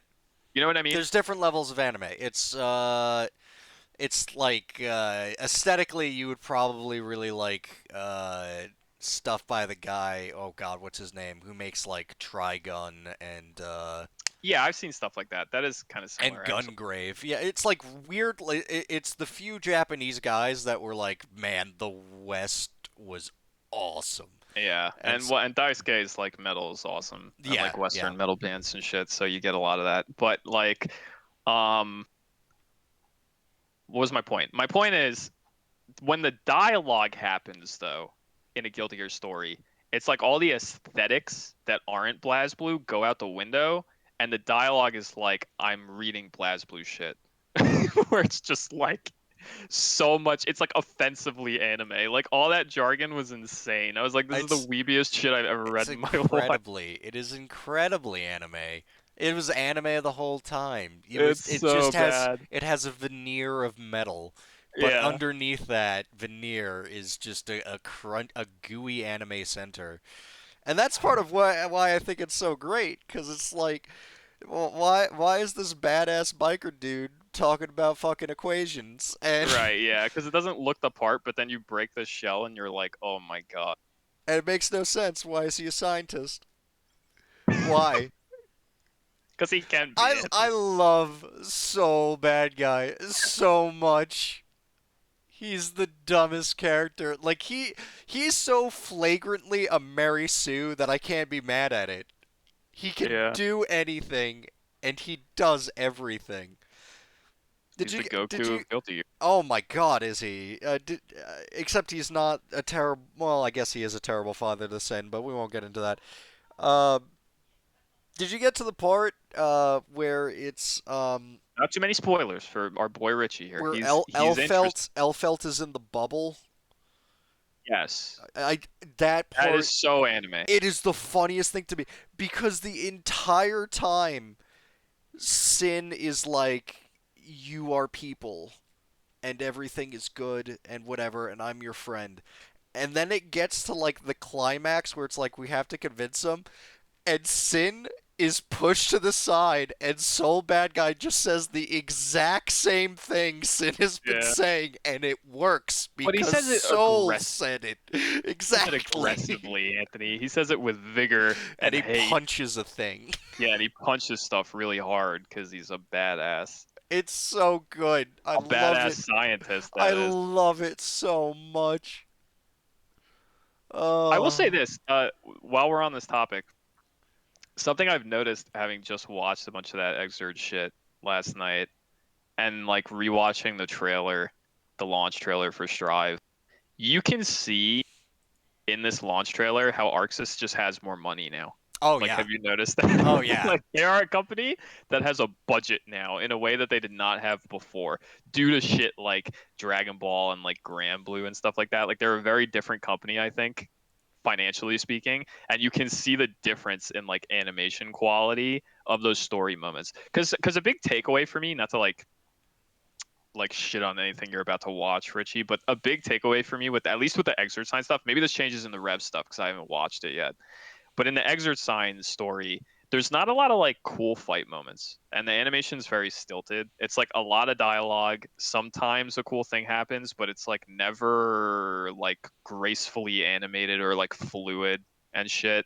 In this, you can see like they're putting some time into having like big dumb anime fight moments in the story cutscenes, like when Soul's fighting Nago and it looks very like well animated, and then like Chio comes in and it's like it's just better looking. Hmm. The budget is clearly there compared to Strive and or sorry, compared to Sign and Rev. Well, hold on. This is the opening. This could be where all their budget went. That is very true. You're not wrong. We might be looking at the only good moments of the story mode. I thought about that too, and you're 100% correct. But I hope that that's not the case. Yeah, my favorite thing is whenever someone walks and you can tell that it's just the walk loop and they're just dragging the model around. Yeah, and it's very like frame by frame too. Yes, it Whenever is anyone does anything, strangely frame by frame. like when Faust is flying through the air in that one moment with Mhm. the beacons, and it's like you can see the way he's animated is like it's just not fluid. It's very clearly like frame by frame animation. But it's insane, and I'm this if the point of a trailer is to build fucking hype and excitement, dude, this I've watched this opening movie, this launch trailer like a dozen times because I'm my body's ready and like it's very fucking exciting. But yeah, Richie, And I'm in, dude. just watch like the Rev and stuff movies, because it does a pretty good job of explaining who everyone is and their relationships and whatnot. Also, by the way, before we get off this topic and move on to the next news thing, I would also just like to point out I've already said this to Richie off the podcast, but I'll reiterate it one more time. Strive, I'll reiterate it here on recording, and because I haven't said this to you, Anthony, but Strive is confirmed to have online training mode rooms. The first time in the series. So you can Nice. sit in training mode with a friend and just bang shit out and just figure stuff out or just ask your friend to do something and then react to it. It's a feature that exists in Strive.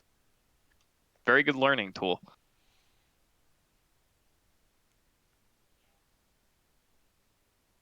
Strive in 2 days. Get fucking excited. That's about all I gotta say about that. Get excited. Get hype.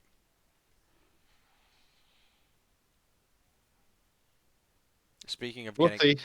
hype, We'll see. I don't know. Speaking of getting hype, this is a terrible Bait transition. the hook, Anthony. Fucking pull on Well, the it's a little balls just a little. pricey, but It I is a mean, little bit. I'll give that to you. Actually, I think the game is They have a priced kind of. taste of money now. Arxis has always priced their games at 60 at the start, and I think it's unfortunate because their single player content is very lacking. So like I'm not sure where they think even me as a massive fan of these games, I'll fully admit that like I don't know if Strive has enough features to warrant like a $60 price tag or like a roster to warrant a $60 price tag. If you intend to play a lot, then maybe. And like it is a very good looking game and it looks like it plays exceptionally well, but $60 is kind of steep. Like I can kind of agree with them on that.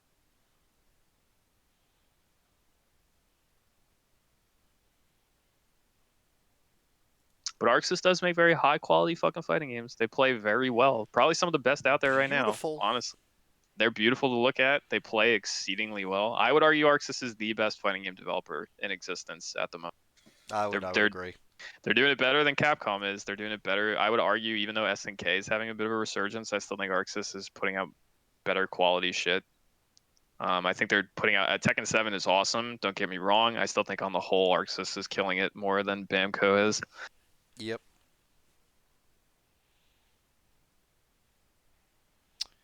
And or Mortal Kombat. oh well, let's not talk. Yeah. Listen, we can't get off when we're done with this podcast. I think one of the last things we should do is E3 predictions.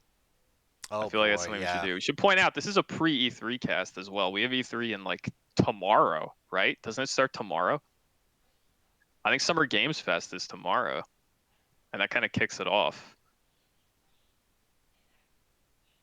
And there's a lot of shit at E3 that we know of, like developers. That's true.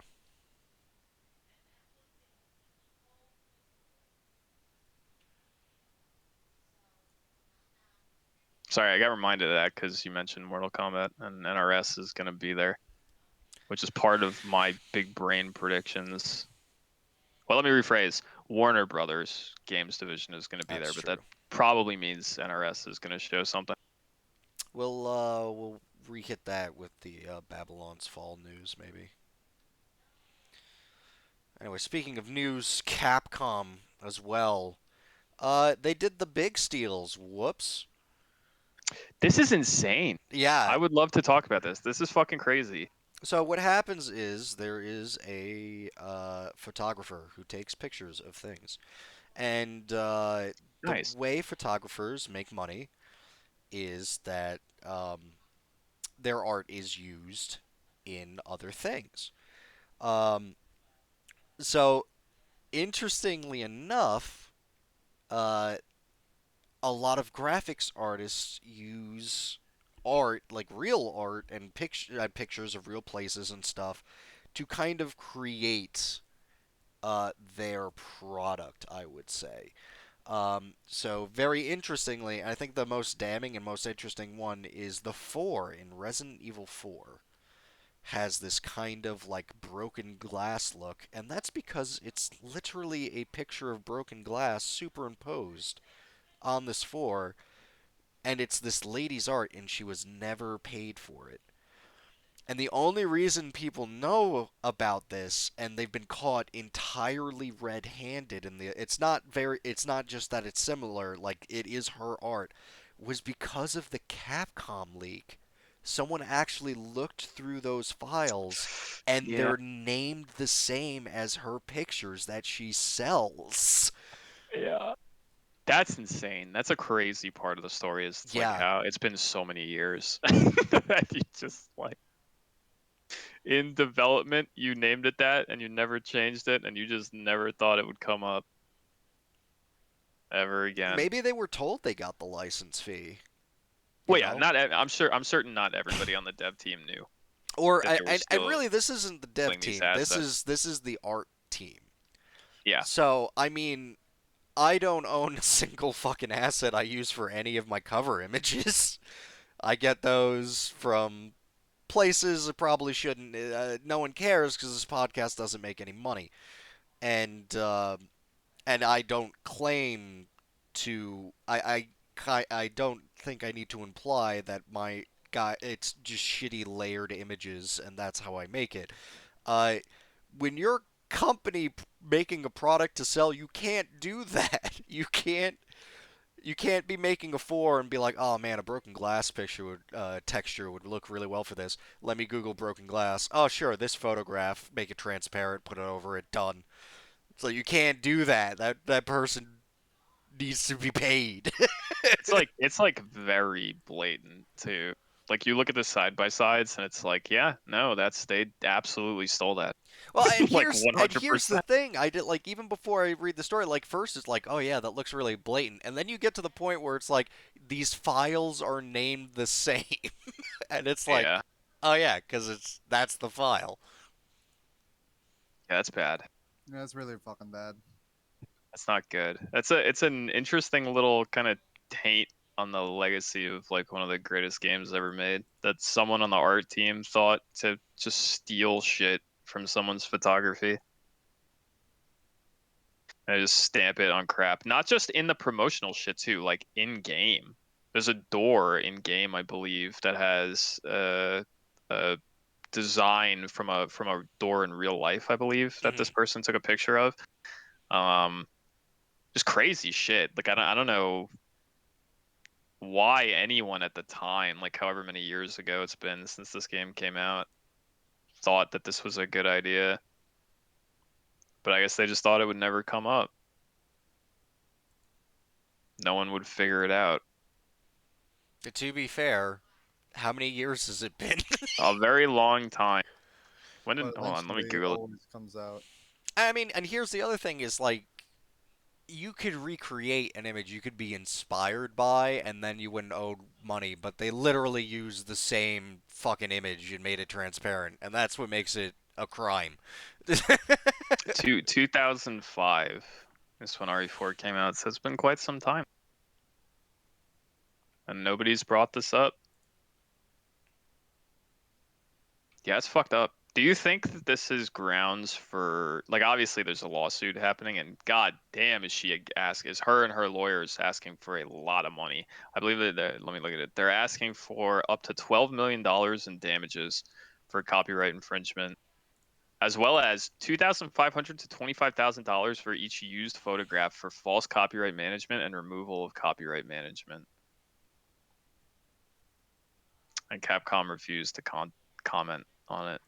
Do you think this is grounds for uh, a patch of some kind being pushed to more modern versions of RE4, like the PC version Nah, on Steam and shit, that like simply takes some of the shit out? because that's so much work. It is. It's a lot of work You can't like on an ancient game. retexture a bunch of doors. You can't change the cover.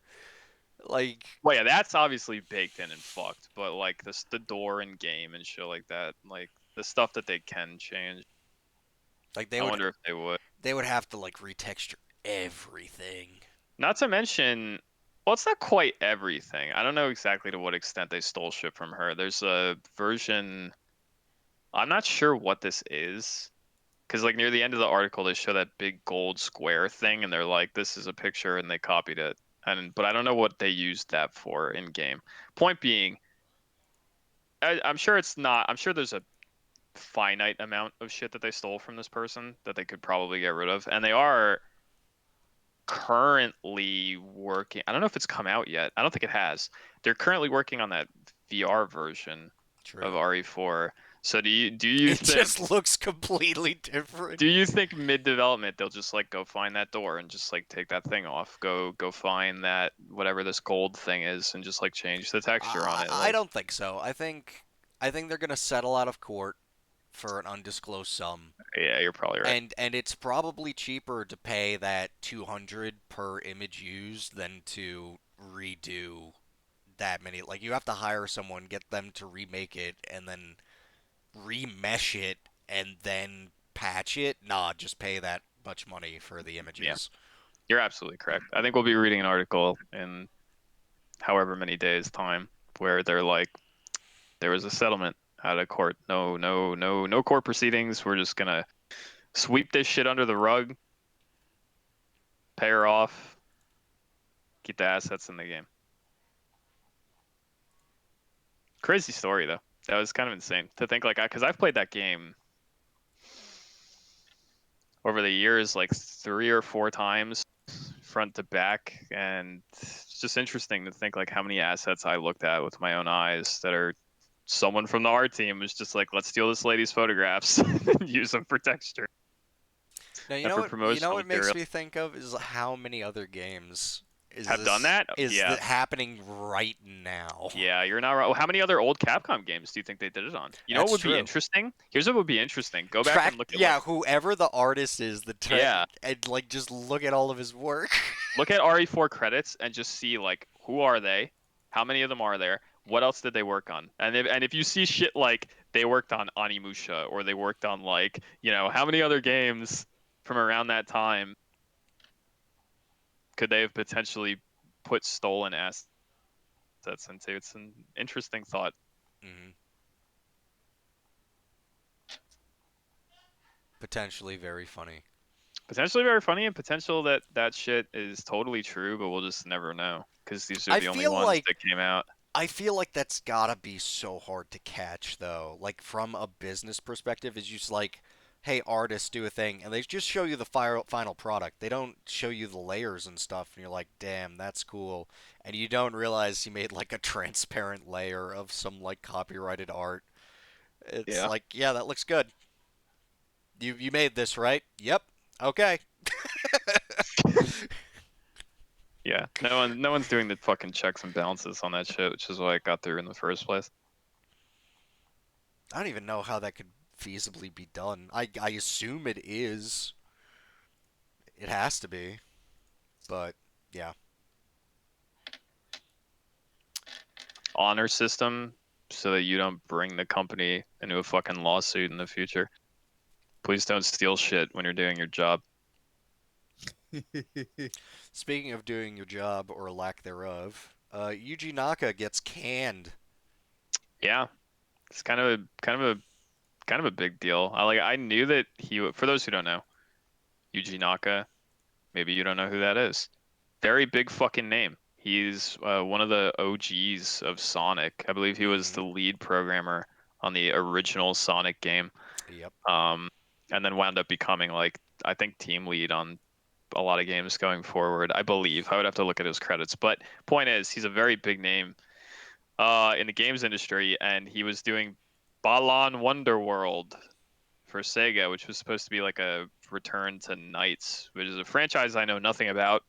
I know it has a I've crazy cult following, but that's yeah, about it. I've seen the game from time to time because like I've seen Max play it on stream every once in a while, and I know there's people who really like that game. But this game was supposed to be like that, and then it came out and no one liked it. And apparently it had a lot of fucking problems, and it got really shitty Steam reviews, and it got trashed all over the place by games journalists. And then very silently, people noticed like he doesn't have a working title at Square Enix anymore. And it's because he left or got fired. I think the details as of this article I posted were actually kind of light. Nobody was certain exactly what happened, and I don't think he was commenting on it either. But it seems pretty clear, and I think he mentioned possibly retiring Yeah, as a result of this. but this is Um, Japan. We know what that means. yeah, so maybe he won't, but No, kind of sucks. it's like time I to thought you save were face. referencing. You either retire or you get fired, and it's like okay, I guess I'll retire. Oh yeah, yeah, true. I thought you were referencing like crazy work ethic Japanese shit, but yeah, that too. Um, yeah, I don't know. It just kind of sucks. Like Yuji Naka is a huge fucking deal, and for him to kind of go out like that is kind of shitty. I mean, you make a couple bad games, all it takes.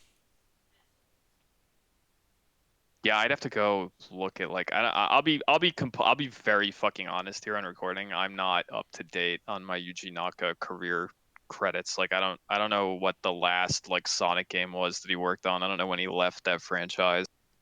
Um, all I know is he shipped it to Square to like revive Knights, but like as a new IP. And apparently it didn't go so well, and he probably got shit canned, quote unquote, but in a very nice way. Got nicely shit canned. So, rip to Yuji Naka, I guess, or his career, if he is truly stopping and considering retirement. Now, fucking those old Sonic games are like such a huge part of my childhood, dude. Oh yeah, I played those games a lot back when Sonic was good. I actually played. I think the most Sonic was when they were just starting to do weird shit with him, like Dr. Robotnik's Bean Machine and Sonic Pinball. I played an embarrassing amount of both of those things. I don't remember. I feel like I played Sonic Pinball. I don't know if I had it, but I feel like I've played that. I just know I used to play a shitload of like Sonic and Knuckles back in the day when you had the fucking oh, how did that work? Was it a Genesis cartridge that you put another cartridge Oh yeah, you would to stack the cartridges. and That's then it right. yeah, and And then then it you'd was the put it in the same 32X and just nothing would work. game, but it was like you've unlocked Knuckles by plugging in the Knuckles cartridge to the Sonic cartridge. It was fucking crazy, but I used to play the shit out of those games. They were awesome. I still have those and my old Sega Genesis, I think. I think my sister has my old Genesis. Shit was legendary, man. That Sonic when Sonic was good. Yuji Naka gets a lot of respect for that. Those games are great. There are some madmen out there who would say that Sonic was never good, and to those people I say, fuck yourself. Incorrect. You're an asshole, and I hate you.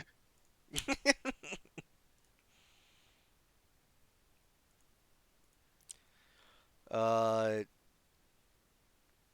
I can't transition. Cyberpunk multiplayer is it alive again? It turns out Apparently, they Thank God. they hired a man for Or was it job listings? Did they hire someone? Did the article say? I know they have a job listing that's asking for multiplayer experience. So everyone, of course, is being like, the new Witcher 3 DLC coming. the multiplayer Witcher 3 Yeah, DLC. yeah, yeah. Got to make our money. Even though Cyberpunk actually did make a shitload of money, despite all the issues and the bad press. Well, have you seen that? That initially it made a lot of money, but apparently, like, continued sales fell off like so hard. I It's did, still. yeah. I think I saw an article about that and I almost posted it as like a news topic, but I didn't. But yeah, I saw that. It's weird that we could live in like such a world where it's like, man, this thing made so much money. Oh man, it also made no money. It's like, It makes sense, right? Because like all those initial sales are the hype machine, and then yes, but then when the game comes out and everyone's making YouTube videos being like, look at these 69,000 bugs I experienced, and here are all the problems with the content, and then it's like, okay, I mean, it makes sense that it didn't continue to sell past its launch date. That's really not shocking, you know.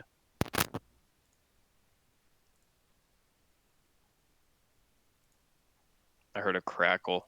Yeah, I did too. Sorry I about did that. as well. How dare you, dude?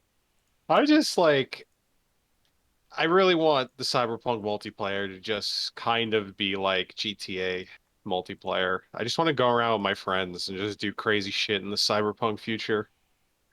Yeah, I mean, like I agree with you that it could be really cool. It's just they obviously have a long way to go. Yeah, I mean their strengths by far are writing and have always been, and that's like the least important aspect of a multiplayer game for the Yeah. most part, unfortunately.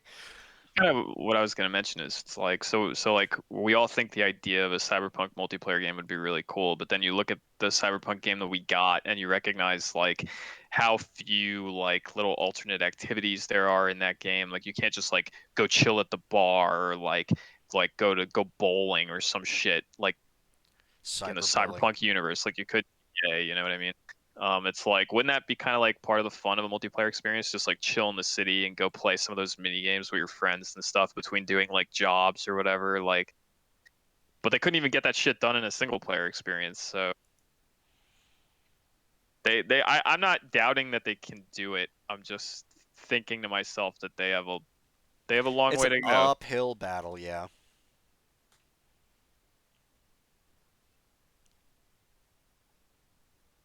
We'll see. We will see. I fucking am willing to bet we're not gonna hear shit about a multiplayer cyberpunk game for quite some time. Now it's a.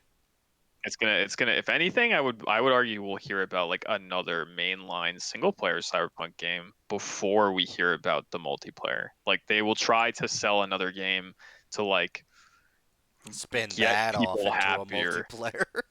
Yeah. Well, like sell another game to get people more excited about cyberpunk again, like post Well, I mean, even I uh would say the fate of Cyberpunk is so a question because there's been, I mean, investors are still pissed. A lot of people quit, but they have a lot of raw cash, and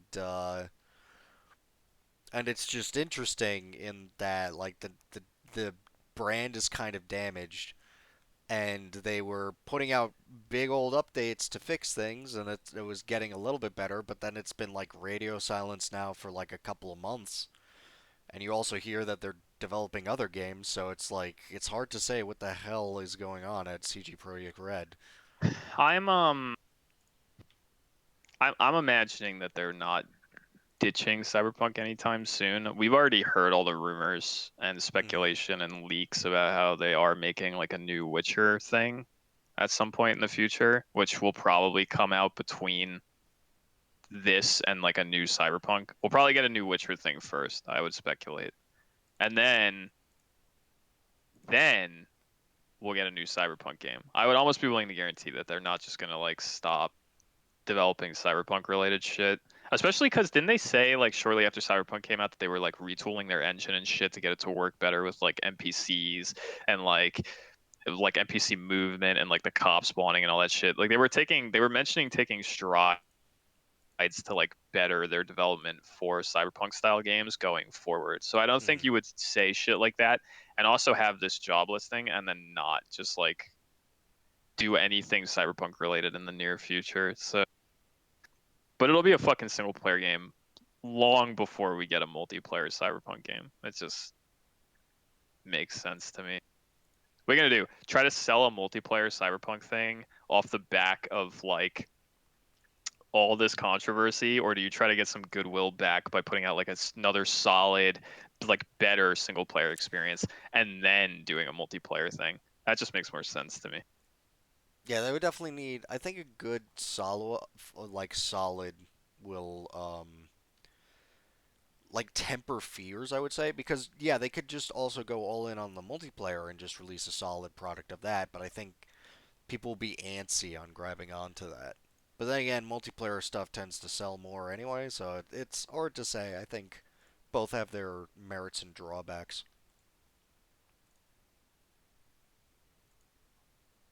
I don't know. We'll see. They're gonna do something, but I have a strong sneaking suspicion that we're getting Witcher shit before we hear anything about Cyberpunk.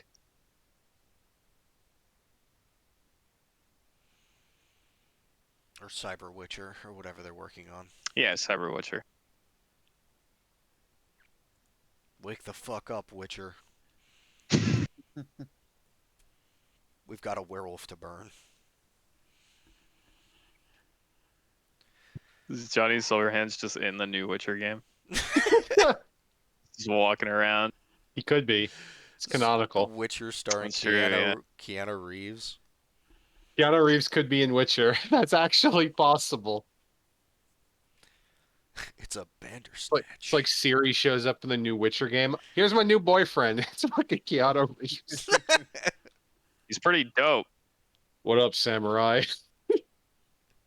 What's a Why samurai? he just calls people samurai? He has sunglasses in like the medieval ages.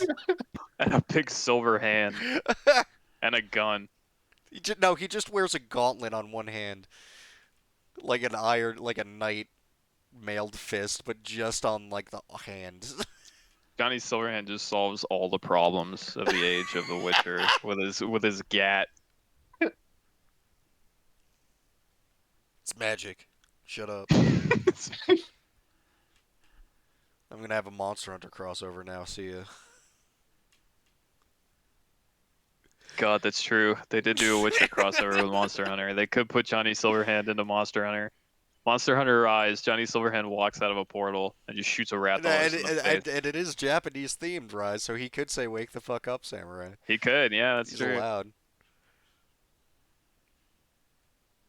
And he's just shooting Diabolos right in the face. Punches a Rathalos, fucks a Raytheon, smokes a cigarette. I like this. This is good. Capcom, hire us, and we'll sign this deal for you. Anyone hire us, and we'll find a way to work Johnny Silverhand into your IP. Maybe we could work Johnny Silverhand into this podcast right now. At least Monster Hunter already. See, Monster Hunter is easy though because of the whole Geralt already walking out of a portal. Yeah. And we all know that The Witcher exists in a world, right? Cyberpunk also exists. It's a thing. It was a little hint, there's a little allusion to it. There's just a little bit. So Johnny Silverhand could walk out into Monster Hunter, shoot some monsters right in the face. Right in the face. With his silver hand.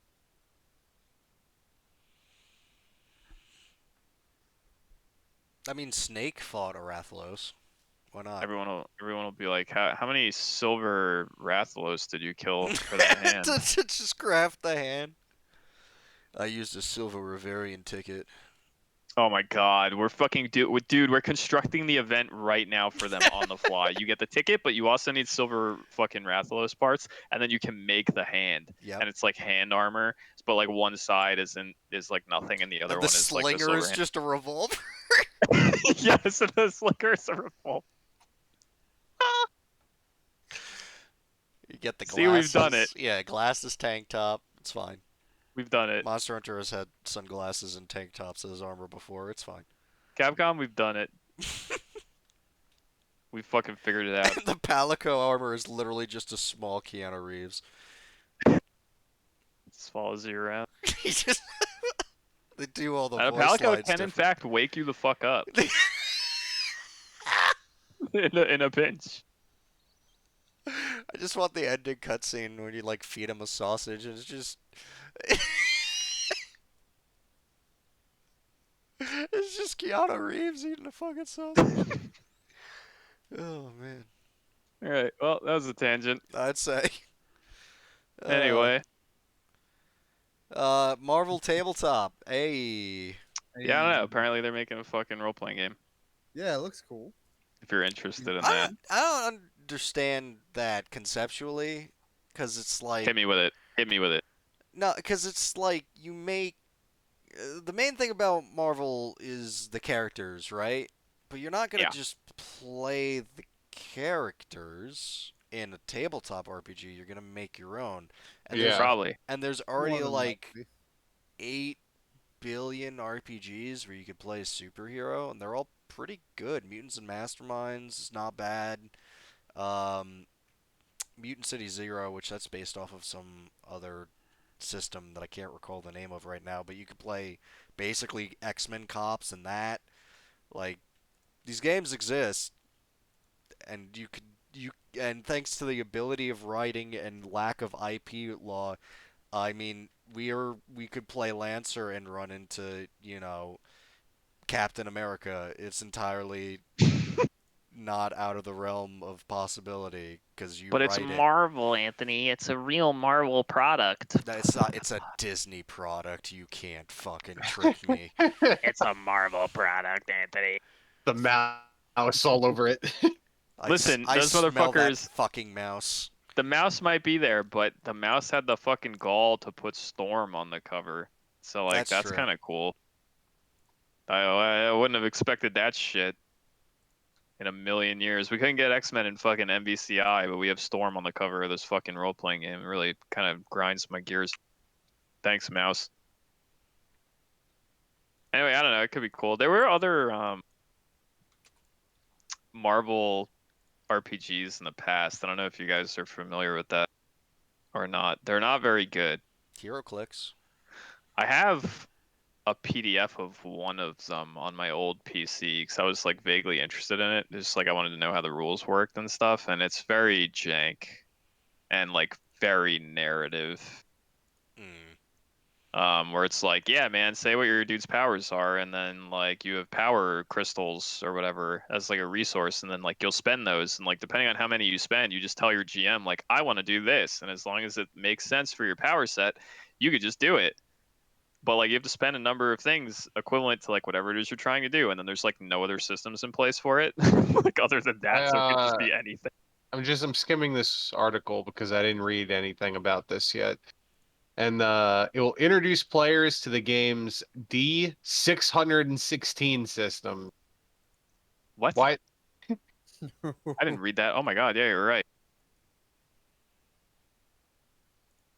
Apparently, It's a reference to the yeah. Earth 616 Well, yeah, shit. but apparently it is going to be the natural evolution of existing tabletop rules that are simple and easy to learn. I'm gonna guess. What was it? 616. Yeah. 2d6 and a d10. Yeah, it's gonna be something like that. Or the Mad Men come out with an actual 616 sided die. The thing. Rules are easy for newcomers, so you're gonna roll 3d20s and times it by 3. You know, the max roll is 616. You take like a third of the roll and you succeed your test. It's gonna be something fucking Please stupid. do this complex mathematical equation every time you want to pick up a cup It's so and easy. figure out if you successfully pick up the cup. Roll for anal circumference. Oh no! Please no. What is it? And that's on like every character's stat card too. So you open up to Wolverine's stat card, you can figure out his anal circumference. Oh shit. You know what? There is one thing that could be said about this because your point is valid. I'm gonna cut this out. Hold on. But It is less controversial than their 1488 dice system. That's I don't the get it. Nazi thing. Anyway, go ahead. Okay. Um, Which I still don't understand what those numbers could possibly mean. But anyway, continue. what was I gonna say? I forgot. Oh, you mentioned you said like why would anyone play this and like play the existing characters and shit. And it's like that's true. But they also mentioned I think that there's rules to make your own. So like what I could see people doing with this is if the system is good enough, you just ignore all the Marvel shit and like just use the rule set, you know, Mm. to run like a superhero-ish game. Like there's nothing stopping you from buying this book and then just being like, yeah, you guys are never gonna run into like Galactus or some shit like that, but we're just gonna use the system and we'll just do our own thing with it. Yeah, you could do that. Yeah, the if the 616 system is good, then hell yeah. It's a possibility, is all I'm saying. And then for the people who are weird and want to like be like, I am literally Black Panther or like I am literally Wolverine and run like a Well, Marvel that's campaign.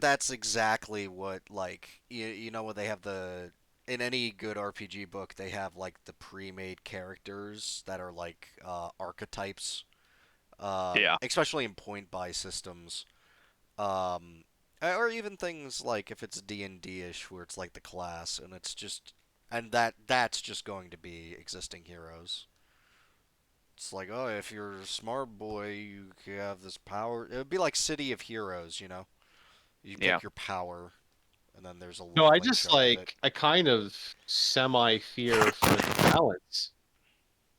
For What'd you what? say? You fear Like for You what? crackled. I semi fear for the balance. Like how do you balance someone like Captain America against someone like Thor if those were like playable archetypes? Listen, Captain America is the power of America, Rich. Are you down? Yeah, Are you come on. downplaying the power of All right, America? well I'm just saying, man. Are you a America, commie? You fuck know yeah. how? Because tabletop games are often never balanced, and if we they do try to balance it, it'll be like, oh well, even though Thor is Thor, Captain America is better in a fight because he doesn't have as good ranged abilities, while Thor can shoot lightning. So they like stat distribution wise. Uh, I'm just saying, like what like even Thor's that, a like bit of a mad what class. if it's just like, all right, you play a human, you get all these human bonuses. I play an Asgardian, I get these bonuses. That's cool. I'm immune to bullets as an Asgardian. Like, I'm just saying, like, for balance. Well, you'll have other Now, granted, I don't know the drawbacks. system. I don't know the system, but It could be like a weird. I mean, this isn't simple, but it could be like a Shadowrun esque system where it's like race takes this many points, and then you have less to spend on attributes, Yeah. like that kind of thing. But that's really complicated, and that seems to be not what they're talking about. Yeah, it's gonna be a baby system for babies. I'd be willing to guarantee it's a baby system for babies because they want to get like as many of Marvel like MCU fans as possible to buy this Probably. and understand it and stick with it. It's not gonna be very I don't complex, know. but it could be good. That still confuses me because it's like I don't know. D&D has always been the most let's use the term popular role-playing system that there has ever been, and Many people it was not strike me as simple for a very long time. As a matter Yeah, of but fact, when they made it simple, everyone hated it.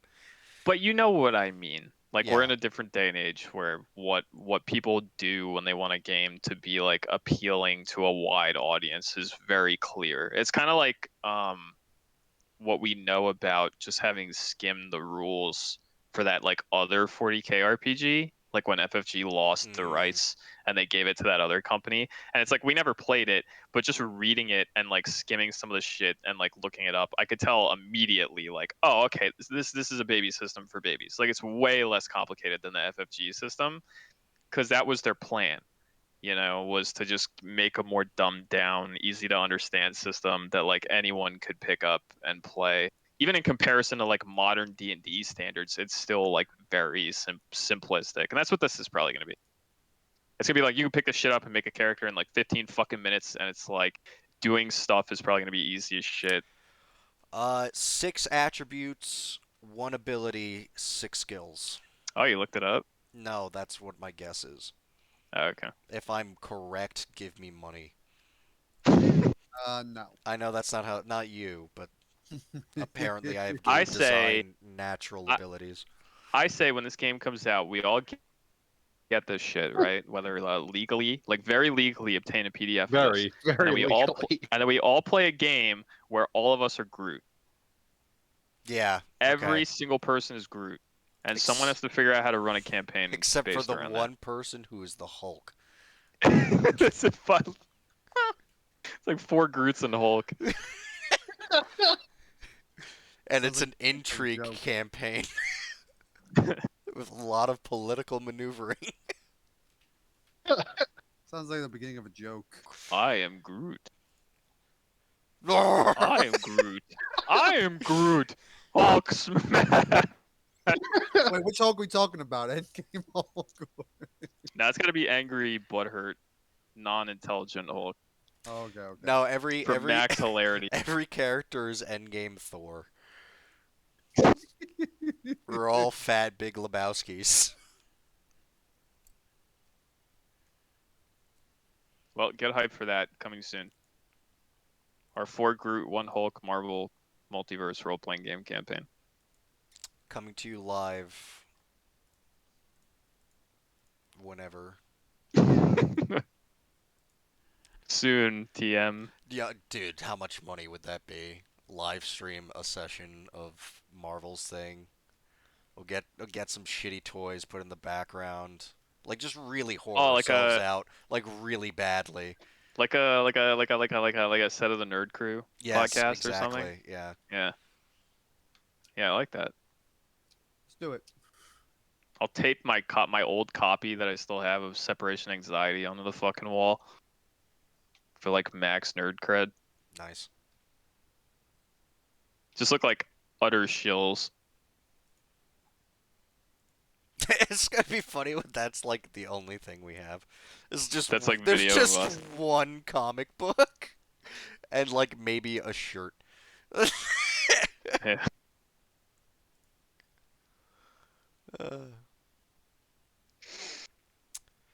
What a Uh, plan. I don't know what I am story Groot. I want to fucking do next. Oh god. I am Groot. I don't know. Do you want to do Battlefield and then just roll into the E3 shit? Just blanket E3 crap. Well, I don't know if I want to do the E3 crap or the Warhammer and D&D crap first. Oh, I forgot about the Warhammer and the D&D. Warhammer's a bit of a ramble. Do we want to get the ramble out now? Yeah, I think the rest of it is all rambling because E3 is going to be fucking a huge ass ramble.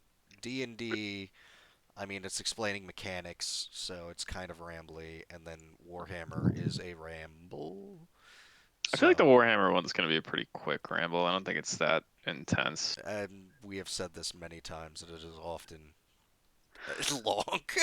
What do you want to do? Do you want to end with Let- Warhammer Ramble so that everyone can tune out when we start talking about Warhammer? I kind of want to end on Yeah, that's E3. pretty I want to cool. end this night on a good note, and All right, cool. Then we'll fucking Warhammer now then, or All right. Battlefield, one or the other, and then we'll do the one we didn't do, and then I guess if we're gonna talk about the D&D thing, we'll talk about that, and then I guess we'll do fucking E3. all right. So, So what do you want to start with? our next story, Warhammer. There was a Awesome. trailer. Let's get it out of the way, dude. Rip that band-aid. You want to start, Brandon? I mean, you have the most, I think, opinions. I mean, I have opinions. Do but... I don't know. I mean, what even was there between last time we talked about this? All right, so and the this last entirely? time we talked about the Skulls for the Skullthrone event, which got renamed to Warhammer Skulls, which is stupid. But Wait, did they really? I didn't catch that. Yeah. That's so lame. It's stupid. Somehow they made 2 words, Warhammer and Skulls, sound bad. But That's crazy. I didn't notice that. it happened, and so a lot of Warhammer games got like content or like shown more. Like there was like an Age of Sigmar game. There was stuff from like smaller developers, like for Gladius and other stuff I can't really remember. Really, the big things people were looking for in this was Total War Warhammer news, and it was lackluster to say the least. They are trickling this shit out Yeah, at so a fucking snail's yeah, pace. so they release a teaser trailer for a trailer next month on the new DLC. Wow. Yeah. We're talking about Which this. I don't know, people talking about it like on the Reddit and stuff. They're like, no one knows why they did this. Perhaps it was because for some reason, probably gonna blame COVID, that their schedule is pushed back, that they were pressured by Games Workshop to show something, and they don't have anything really substantial to show, so they put out a teaser. Who's implying that Games Workshop would be pressuring them I've seen people. to show I've seen people say DLC that. for the DLC or for Warhammer 3? Uh, both, Because if but it's for it the makes more DLC, those sense for three. if But it's for the DLC, I don't think those people are right. That doesn't make any sense. If anything, it would be like Sega being like, "Please show something about the DLC so people can start pre-ordering it because we want the money." But I don't think Games Workshop would have a say in the but DLC. but regardless, someone's pressuring them to put out stuff, and they don't have it ready. Um, so that's the thing. It's pretty Uh, um and in the post that Thursday, because that's when the event took place. Every few days, they put out like a unit highlight of units that we haven't seen, but unlike the way they've done previous, like the God, what were they called? Like the introduction to the unit, and they showed like the concept art, and they went over the lore and stuff. They just kind of show small clips of it performing in battle. just doing stuff, Yeah. animating. Cool. And while it's cool to have like, oh, look, we're getting flesh hounds, we're getting blood thrones. We don't have a complete roster reveal. We don't have a battle yet. We don't have any gameplay, except for the one gameplay they put out when you were playing as Kislev, but it's none of this new stuff. And it's fucking dark. So we have really this big event that was fucking named after like corn and shit. We got two unit reveals. Scarbrand, we got a Scarbrand reveal, but that was like leaked out like days before this event even happened. Yeah. Um, Nothing about mechanics, nothing even on the roster. And then this week happened. I don't know if you've noticed this, but there was no Tuesday Newsday this week. So I was gonna just add to this that maybe this is a little tinfoil hatty, but I'm of the opinion that like something is going on because this is like uncharacteristically slow for them to like put stuff out. Like, why are they trickling this shit out? Why was the trailer for the DLC so lackluster? They've never done that before. It's always Because been it wasn't like a trailer. It was a it's a, teaser for a trailer. I You guess, know but it's that, like right? Like it's a teaser right. for a trailer they're going to put out. Yeah, I get that. It's just like that's so dumb and they've never done that before. Yeah, Which is it's which is it's crazy. which is my point that it's like something's up that's slowing them down because they never done that. It's always been like, here's the trailer, here's like a ton of the units that are going to be in the DLC in the trailer, here's both legendary lords, and oh, by the way, it comes out in a month. That's like always what they've done. And this is like, here's nothing. Here's like a shot of the two legendary lords, not even doing anything particularly interesting, with some vague allusions to stuff that might be in the DLC, and that's it. And it's like, okay. Then we get Scarbrand and shit, and it's like, can I get a little bit more? Like, all you've been giving me is Korn and Kislev shit for like a month, and it's starting to get a little old. Like, I would like to see something new. Like, at this rate, the game supposedly, I'm saying supposedly because worst case scenario, there's like a delay that happens because I'm starting to suspect that it's kind of insane that they're saying this game is coming out this year and we've seen like nothing. They still have to show us like Nurgle stuff, Tzeentch stuff, Slanesh stuff. Cathay needs a fucking trailer, and they have to show us all that shit, all the units animating, doing stuff, battles between these fucking races, and we've got Khorne and Kislev, and they haven't even been like, here's a full unit roster list for either of these two races yet. The only ones that we've seen. It's like, what the fuck is going on? It's so painfully slow. It's crazy.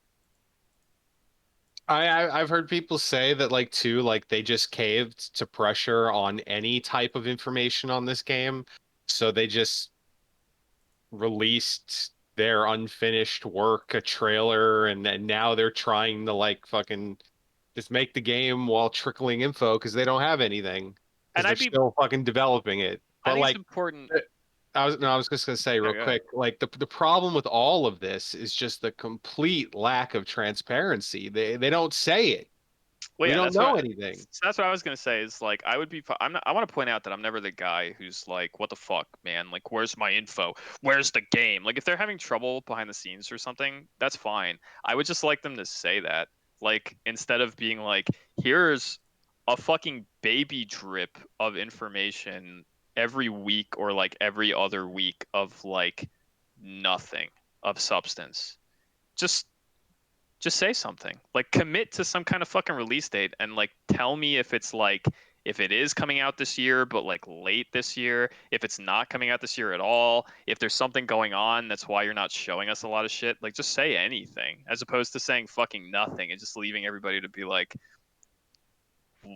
why is the Scar brand reveal like so limp? Why are we getting like a unit at a time at like a baby pace? It's just fucking weird. Like it's I am excited for tomorrow.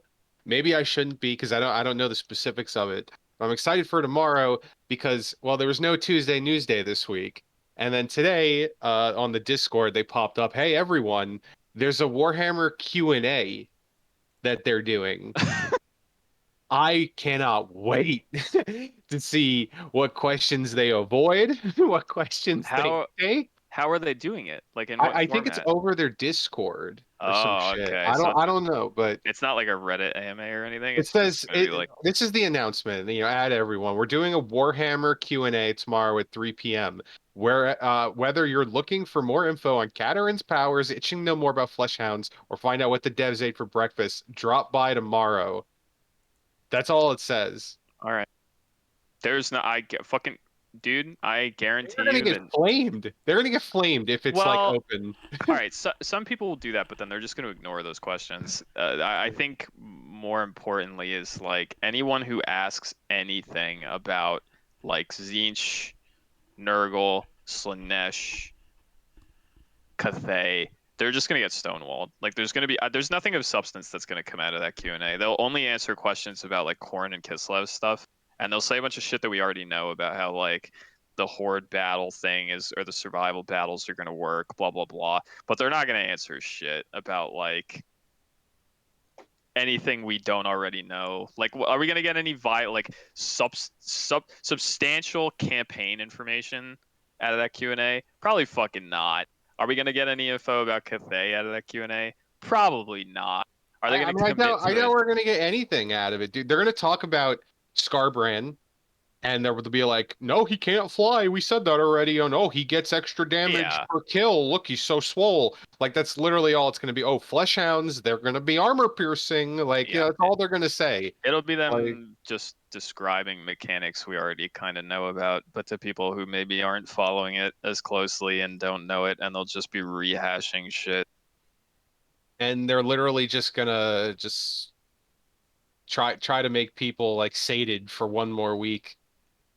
I think the only thing that could be kind of interesting to come out of that Q&A, I hope somebody asks them this, would be, I would like to get some more information from them on like the Beastmen being in the rosters for the God I All factions. right, I would I like would someone like to it. ask them like, are there going to So be Tzeentch Minotaurs too? And then I would like an answer on that. And if here, so, like, you what want to will know they what I'm be? afraid of? I'm afraid of that not being answered because that was leaked. They might not even acknowledge it because You, it was leaked. you're right.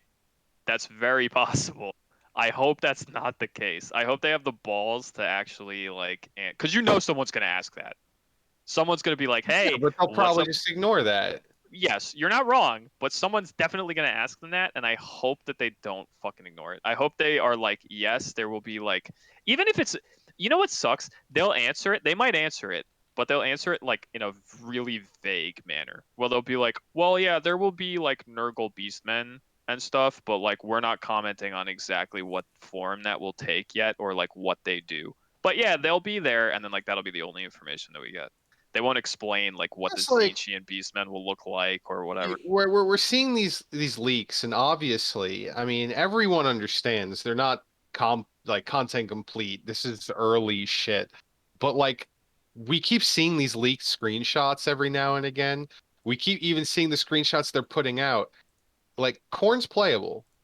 Why do we not get any like battle action to see the shit in fucking play? Like why? It's painfully slow.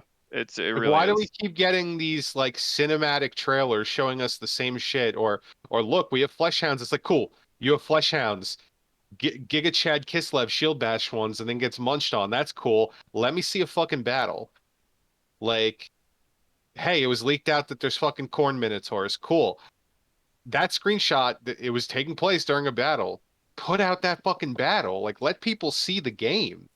It's like I said, something's going on that's causing them to like drip feed information extraordinarily slowly because it's never been this slow for like any of the previous games or the DLC fucking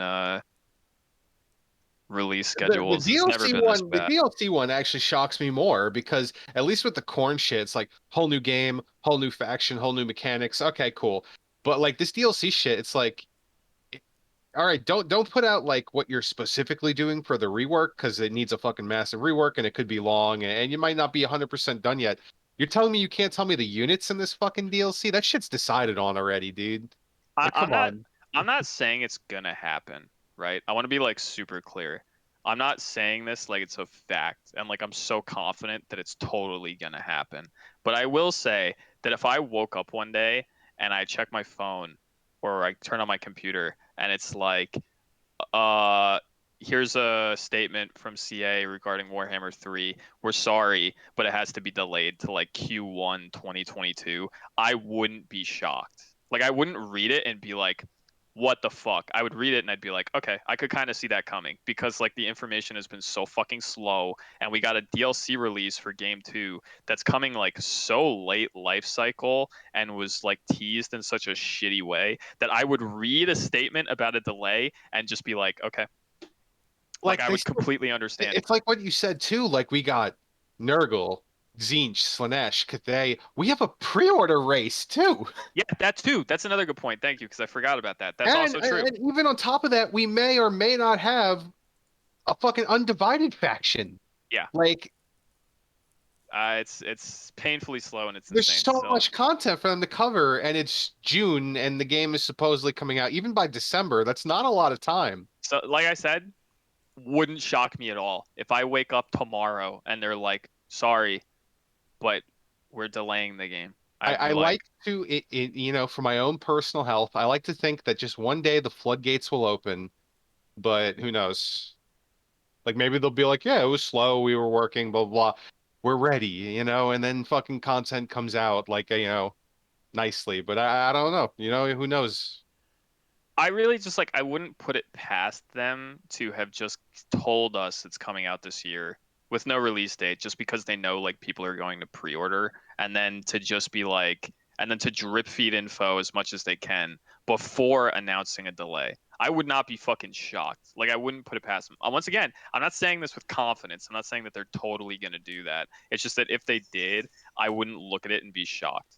I'd be like, okay, yeah, that makes sense. It's been taking way too fucking long, totally understandable that they're announcing a delay because it's insane. Like they've never been this slow about it. Yeah, and I really, just to reiterate, I really just can't believe that they're also taking this approach with the DLC. It honestly, I think like pre-ordering the DLC as of right now is fucking it's bad. Like it sucks because we don't know what's in it.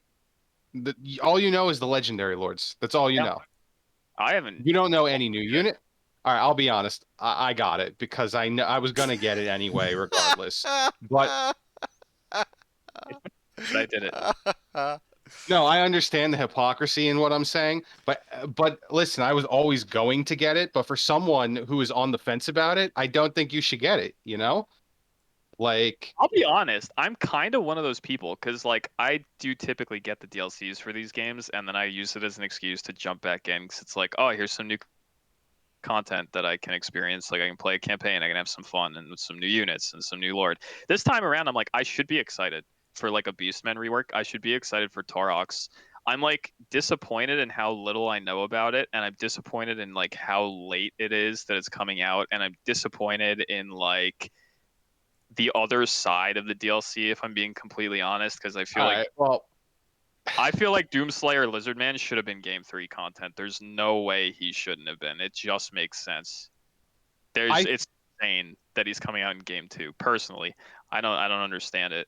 I I agree with you. I think he could have been pushed back to 3. I think it would have been better for Lizardmen to get pushed back to 3 because then they could have gotten some type of slight rework in the eventual power creep that is going to be the third game. Oh yeah. Um, I think in the future is bleak for Lizardmen with this DLC. Like, Oh yeah, yeah. they're gonna get an update. It'll probably be good. It'll probably bring hopefully like Nakai and shit and Tehenowin a little better. Um, and then the new units are gonna be cool. Like, don't get me wrong, their roster is fine. In multiplayer, they'll be fine, but in the campaign side of things, as the third game drops, as like the eventual Skaven DLC where they get Storm Fiends and Vermin fucking Lords and Thanquil and all that shit. Empire will probably get some shit in the third game. Who are we kidding? I mean, dwarves and vampires are probably going to get shit. Like fucking Nagash might be put in the game at some point. Like Lizard, this is it.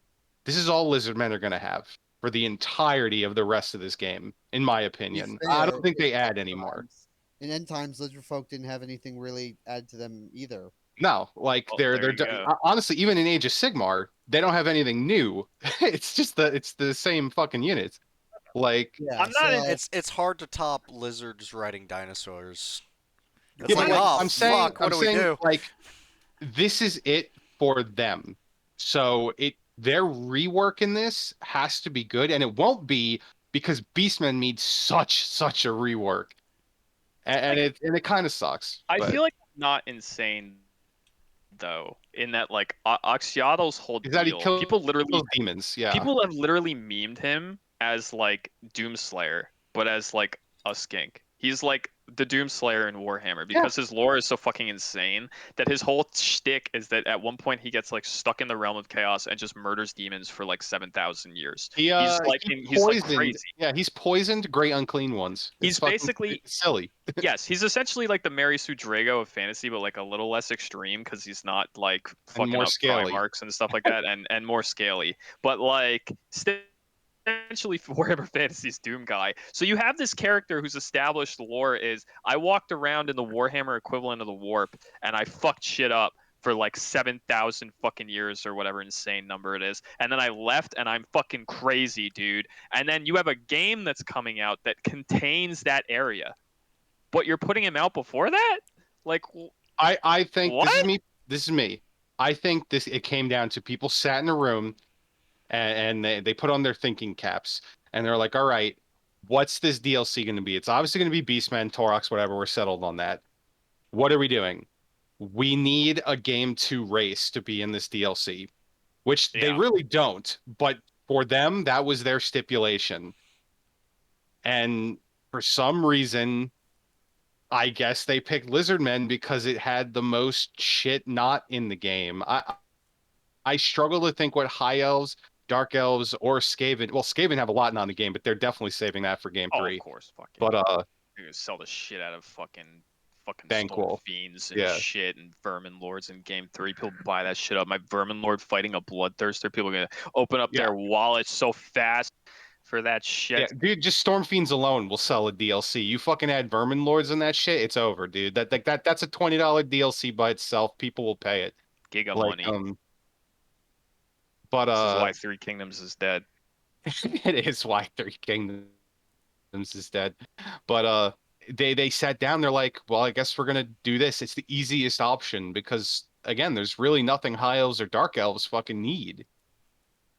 And they needed to have a game 2 race. Like they couldn't just make it fucking vampires or dwarves in there. And the answer to that though is just change your shitty policy and just do like 2 game 1 races.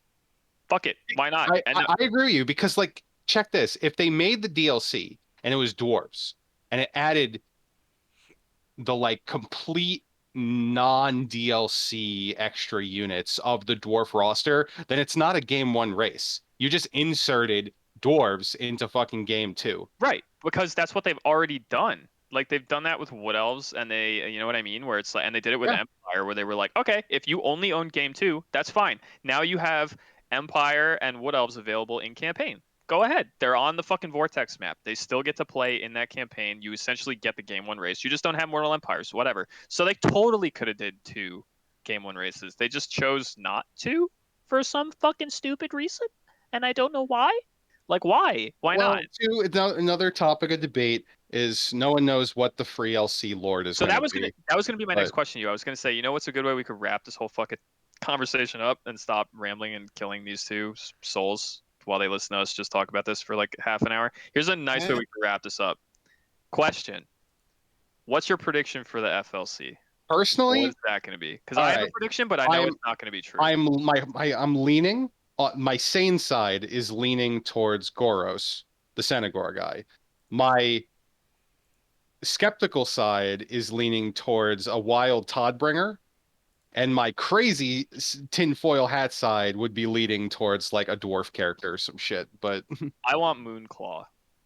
I think Moonclaw will be a legendary hero, to be I honest with you, not a lord. But whatever he is, I want him. And if he's not in the roster at all, and if he has to take up the FLC spot, that would be like my tinfoil hat hope, which I know isn't true. That's why I preface this with I know it's not true, but I really want Moonclaw. I think we're getting just a quick rundown. We're getting Toroks, we're getting Doom Bulls. I think we're getting Jabba and Gorgons because I'm not saying that leak that came out is like true because it's a little wonky, but I really think that's what they're gonna do because it makes I think some sense. Um, I think Moonclaw will be a legendary hero, and then on the Lizardmen side, Codals, Troglodon, Oracles, whatever, new If Moon Skinks. if But Moonclaw isn't part of this DLC in any way, shape, or form, I'll be so disappointed. I think 'Cause Moonclaw will be the legendary hero, and then Free LC Lord. If they keep with like tradition, it's gonna be a Beastman character. I mean, I think it's gonna be Goros. It just makes sense. He's the Senegor. They'll have a Minotaur Lord, a Senegor Lord. Um, it just makes sense.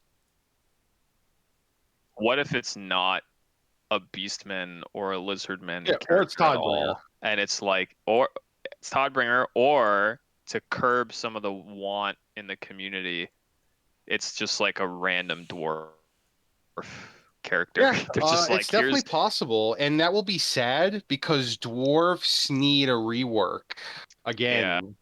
And it would also be sad because they have some nice gaps in the roster that could be filled by DLC units.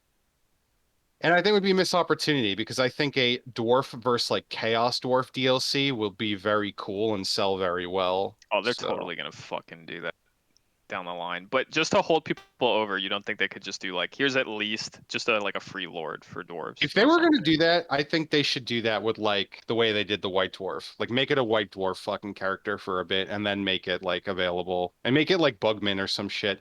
I don't think they should a lot of people want the fucking Rune Lord legendary lord because like there's no Rune Lord legendary lord.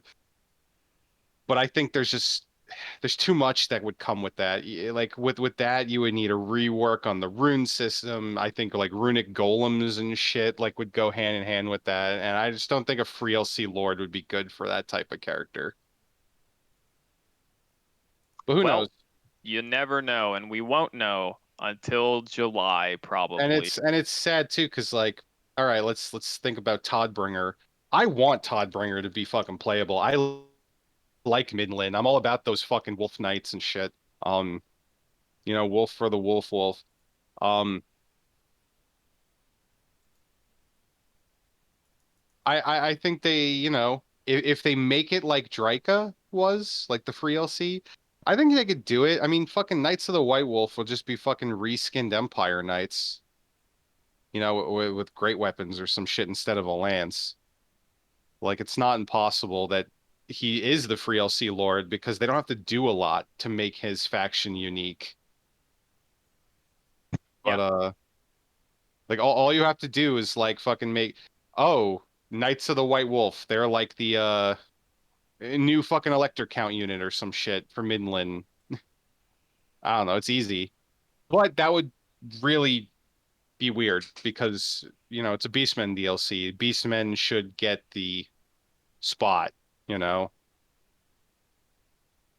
Oh, and then there's like an access hero or some shit that's also going to come out. I think that's going to be a War Gore or some shit. Most people agree with that, I think. I don't know, dude. We'll You don't got to know. be an asshole about it, Rob. Well, no, yeah, you had to yawn right news, Mike, to let you know. Go. Now we're going to ramble more about it. I actually moved my mic away, but all right. He had to let you know. For Oh, and then us. kicking the dick. Torox has Lubu's mechanics of 3 kingdoms. Yeah. Do not pursue. I Torox. couldn't believe that shit. Fucking kick right in the dick. It's like, well, now granted, that's obviously not intentional, and it was probably decided that he would have that long before we got the announcement that 3K was dead, but like,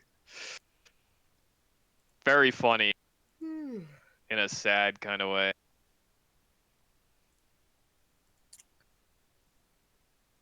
I got nothing else on this. Yeah, I think I'm spent out here. I think we rambled about everything. Huh? What? You're back. You're back. What? Huh? Come on, come back to We're out. reality. We're out, Oh, Anthony. there goes We're out. gravity. Oh, Oh, I'm gonna end on a positive note though with this Warhammer shit. At least oh, hold on, go back. made it. At least Oh, hang Fleshhounds on. made it into the roster. Yeah, I was that's true. worried they weren't going to be, and we were just gonna get reskinned fucking Chaos Warhounds. Yeah, but what is the lore of the Fleshhound, though?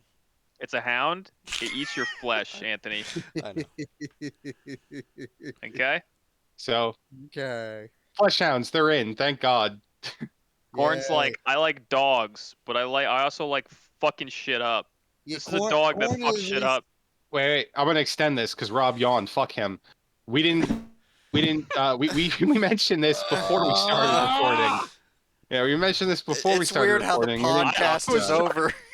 I was trying to get off of it. The roster padding thing you wanted to bring up. Oh, I mean, I guess who is that? That Is was that Rob. Fuck him. Okay. Let him leave. Yeah, I don't know. I mean, like Beastmen in the roster is fine. I both like it and dislike it. I'm of equal opinion on it because I think on one hand it's cool that you're gonna get like a combined army that you can field the Cornate demons with the Cornate warriors of chaos with the Cornate beastmen, and like that's cool, I guess, thematically, and it makes sense. On the other hand, I also know blatant padding when I see it, and it's very obvious to me that CA is doing, from the leaked screenshot, minimal amounts of work on making the Minotaur look the part. It's just a Minotaur with like a red glowing axe, and my fear He's is big and that red as well. sure, yeah, so whatever. My fear is if that's just what they do with the Beastmen in like all of the rosters, I don't know. It's just kind of disappointing to me. I think it would have been cooler to do something a little more blatant with them aesthetically. And it does feel kind of like roster padding to me, where they're going to veil it as, but it makes sense because Chaos, combined force, like there are marked Beastmen. It does make sense. And that's the positive side of it. The negative side of it is if you think there isn't someone sitting in a fucking desk chair at CA being like, but then we have to make less stuff if Cornate Minotaurs are in the roster and Zinchian fucking Beastmen are in the roster. Like, you're kidding yourself. That's obviously something that they're thinking about, which is why those units are also there. I So see. it's a good thing and it's a bad thing at the same time. I don't view it as a bad thing because of a few reasons. One, I really like the distinction, and I hope they go this route, where Beastmen, the faction, are just like an undivided, unmarked faction. Um, all the marked Beastmen, I really like being just in the Corn faction or Zinch faction. Um, I think that's cool. I think it makes sense. It lets you like divvy up, oh, I want to play Undivided Beastmen, and they have all their Beastmen shit, but I want to play Corn, and I have Cornate Beastmen. That's cool because they're chaosy. I like it. As for the roster padding, I'll agree with you, it's roster padding, but at the same time, look at everything we know about the roster right now. It is fucking stacked, dude. There are so many units. And now, granted, that could be because it takes very minimal effort to do these reskins. But it But definitely does, though. So even think about the berserkers. Like those corn berserkers are cool, but if you think about them for longer than like 5 seconds, they're so easy. It's just model work, and then all they're doing is reusing animations from like the Norscan berserkers. I can see it a yeah, fucking mile away. you They can. run But the same way, they fight the same way. that It's isn't necessarily a bad thing because kind of then is. time and budget can go into the stuff that does need to be unique, like bloodthirsters and shit, and greater demons and the demon units. So I'm okay with like I the mean, Warriors of Chaos using standard Warriors of Chaos or Berserker animations as long as again their models still look cool.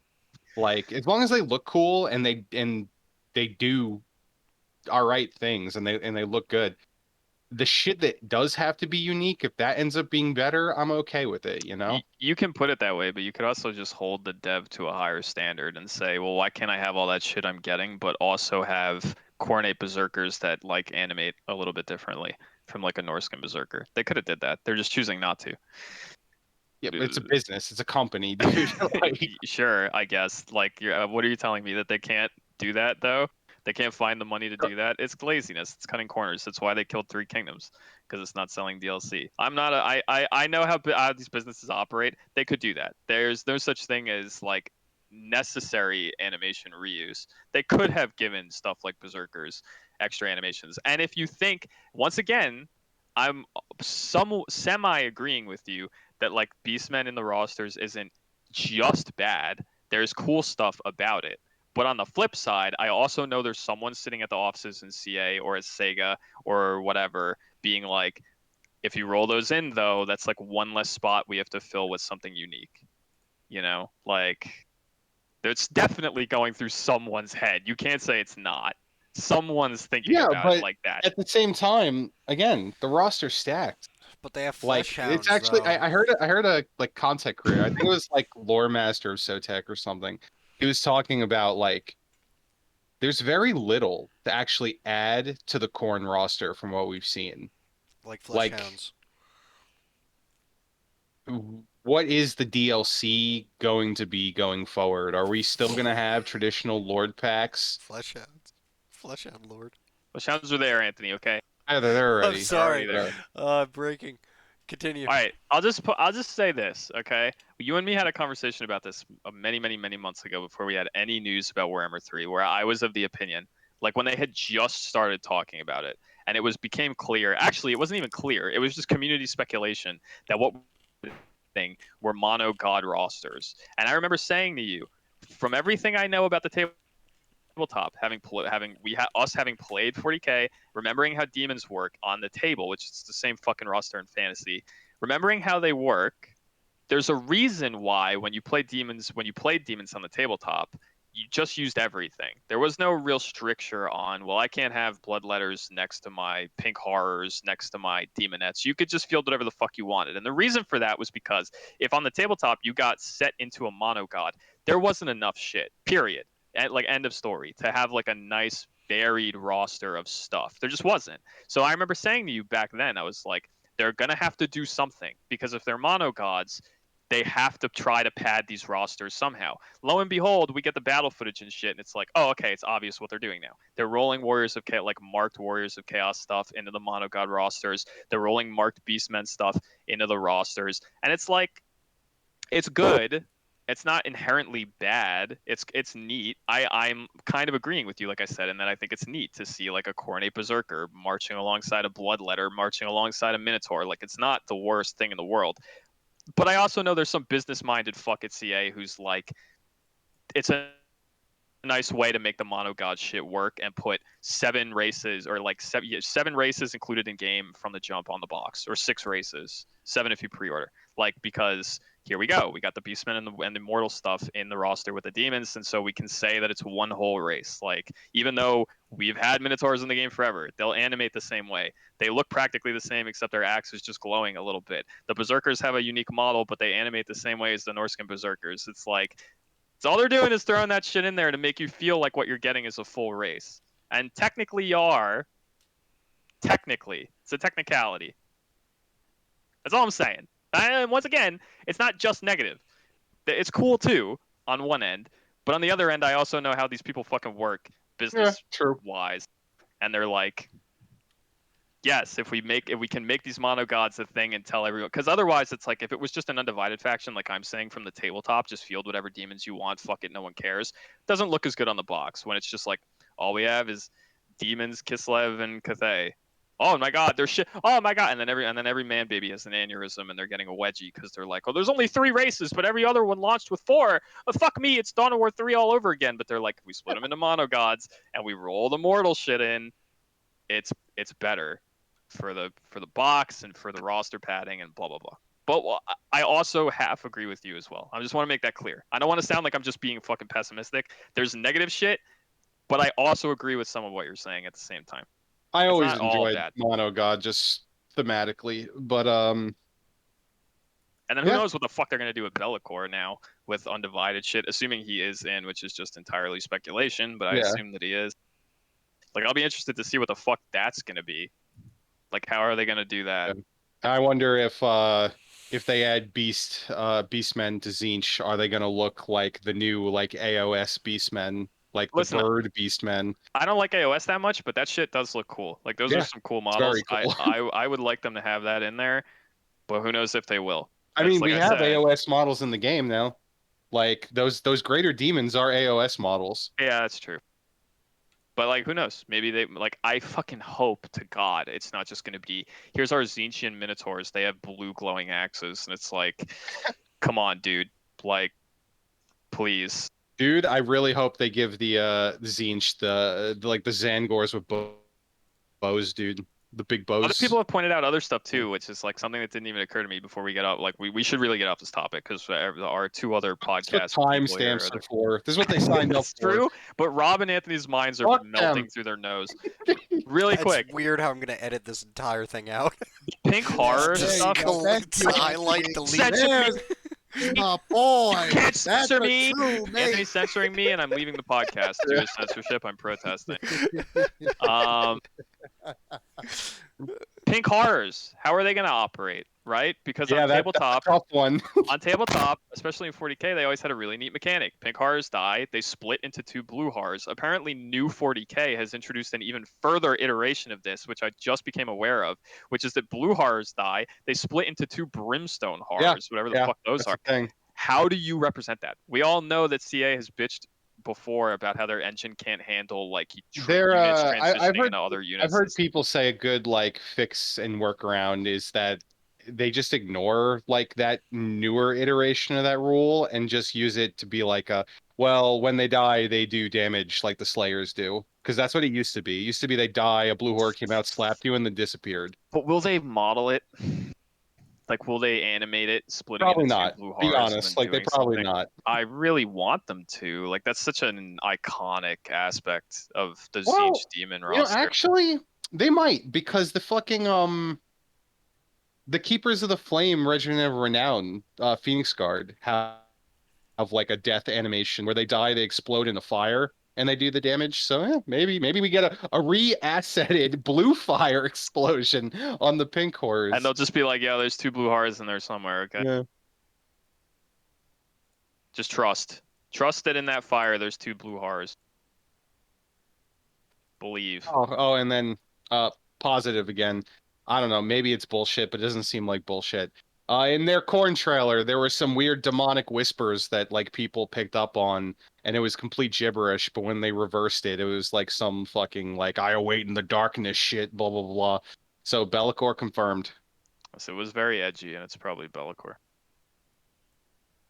I mean, that's it. We should move on. We Let's can move fucking away go. from Let's this get going. topic. I think we talked about everything. What's next? Speak about talking about Come on, get everything. the. Robbie, become alive again. Talk about D&D. Oh, see, now this is where I throw it back at Rob and I say this is my time to tune out. Uh, See, I chained my tune outs, so I'm actually eating right now. I'm joking. I'm At fucking with least you. you're eating. I'm I'm literally just I'm just just sitting fucking here with having you. my brain come out of my ears. You should have ate some. So He this can't. He new has to talk about D&D now. That's true. yeah, this new Unearthed Arcana is quite fucking weird. Are there flesh And hounds? there are no flesh hounds, Shit. but It's got to be 0 out of flesh hounds 10. somewhere in D&D. there are flesh hounds in D&D. But they're Hell not yeah. called. But what makes this They're just called dogs. what makes this UA so weird is that they're kind of touching prestige classes again, kind of, but in a very weird way. The UA is called. That is weird. They're touching in a way where it's still subclasses, but it's subclasses for multiple classes, like Bard, Wizard, Sorcerer can all take this specific subclass, or Warlock and Druid can take this specific subclass, and it's very confusing and hurts my brain. I've read it multiple times, and it's while if I sat down and read one of them, I could tell you what they do. They're all very lengthy and long in what each of them do, Yeah, we don't want that. and none of them are that good. Oh, that's kind of like real prestige classes in D&D. Yeah. Um, within the rumor mill, some people believe this is them starting to play test with some things they might want to do for 6E. Um, Mm. with the potential of multiple subclasses, air quotes, going to other core classes. Um, Oh, it just gets souped down to more. yeah, Everyone could take the same subclasses. some Subclasses are people, just statistical bonuses. yeah, some people are comparing it to Prestige, which it kind of is. Um, another thing with it is that it's playtest material, but the actual book that's supposed to be playtest material for Strike Haven or something like that, I believe the title is for the book coming out, is set to come out in less than a few months. I believe November. So they don't have a lot of time to get an accurate amount of data for how this Unearthed Arcana needs to get changed at all. It's mostly just going to be from a few theory crafts and a little bit of play testing, which is another big critique coming from people. This was actually a critique that came from when the Gothic lineages came out and how quick they were basically just thrown into the newest book, Rant. God damn it, why am I freaking forgetting his name? Rant Van Richten's Guide to freaking the newest to Barovia and all the different places. Holy shit, I can't English. All that melted my brain. I'm not kidding. It's okay. Come on, Deep you can breaths. fucking do it. Let's Deep go. breaths. Oh, Pack the brain back up through the nose. The Get it flesh. into the skull. The Fleshhound oh. Guide, released by Yes. Balakor. The Zinchian Slangors and the Shout out New Zagors. prestige class blue horror. Yeah, Horntor. but many of the big critiques with this is Minotaurs are that now playable. Sorry. Go ahead. Minotaurs have been playable for a while. Shit! But I'm sorry. But the biggest thing is that it doesn't really work with all the classes either. Um, they have Bard specifically. Bard can take some of these, but Bard will never get all the features from it because the way they get features is if you would get a feature from, say, your college, your subclass from college, you can grab the feature from this instead. Bard doesn't get enough features from their subclass to gain all the features from these new Unearthed Arcana. There are more features than they have to swap out. Yeah, Nice. so Bard got done really dirty in this Unearthed Arcana, and whether it was an oversight, whether this is part of the mechanical problem with trying to offer multiple classes a subclass. Many people are hoping this is just kind of like a one-off thing they're trying to do with this one book. It is this Unearthed Arcana literally came out like a day or two ago, and the whole rumor mill is in fucking shambles as everyone's like panicking. Like, is this the future? Is this just a one-off? Is this what's leading into 6E? Are we gonna get even more boiled down stuff? What is happening? I mean, I've been feeling that panic for a good several years now. Like with 5E, things got slightly more boiled down, but a lot of I, people I, agreed that I it mean, here's the works. thing. It's not inherently bad. I always hate people that are like simplistic bad. I just I just felt like compared to older editions, like if two people played the same class in like third or Pathfinder, it's literally no big deal. Like even out the gate level one. Uh, fi- fi- I've talked about this with you many times about how that's the same thing in Yeah, fourth as well. yeah, fifth I've edition, never played no. both, And so I if this can't. gets even more downgraded, it's like it's all gonna be thematic, and there are thematic narrative games, and that's fine, but it's not what I want to play. I'm just hoping that this is like their one-off thing because Strickhaven is supposedly, from what the rumor mill is saying, is something from MTG. So hopefully it's just a one-off thing and it's not the direction they're going in the future. It's just like their special little niche for this book, like how in the plane shift to Amonkhet, it was all cleric domains. It was just a little niche thing. Hmm. No, I mean, So let them experiment and take the good parts. I'm not opposed to the idea of like some sort of bonus that literally any class could take, because boy, I loved feats, and they're dead now. Bring them back. I'm not opposed to stuff like that. What I'm opposed to is when it doesn't work for every class, such as in the case with the Bard, not Right. being able to grab everything from any of the things he was able to take from that Unearthed Arcana. Yeah, that seems very short-sighted. I feel like that could be pretty easily written around, though. And when they've taken all the time to build all these different subclasses that just do everything these Unearthed Arcana multi subclass things do, but just better.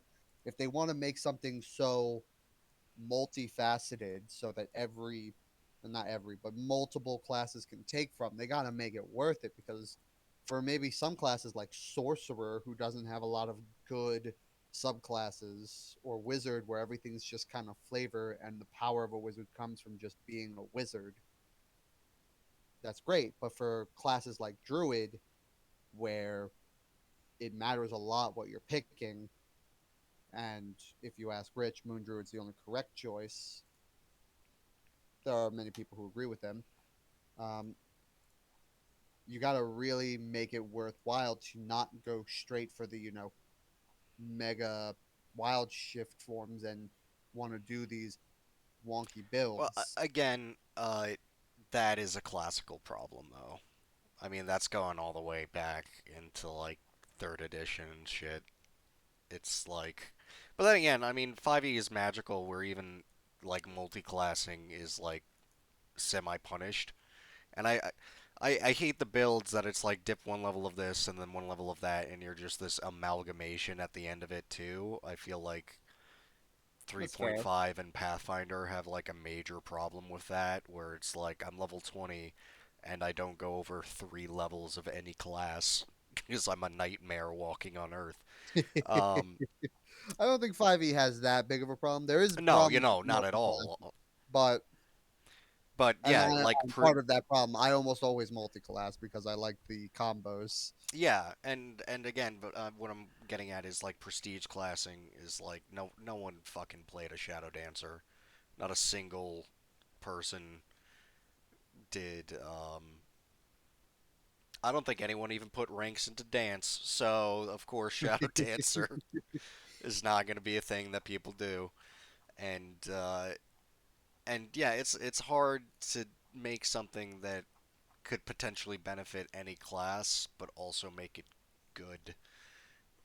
While also the base class has to be strong as it levels. It's a hard thing to do. They haven't Oh gotten yeah. it right for longer than I've been alive. I don't envy them having to make it, but at the same time, as the consumer, I buy a lot of these D&D books. I will not be buying this one based on what I've seen so far. Damn, Damn. he ain't buying it. You done fucked up, wizards. But Now I you will. only get $2 billion Yeah, as now you only opposed to get. $2 billion and $50 also. Yeah, yeah. You done fucked up now.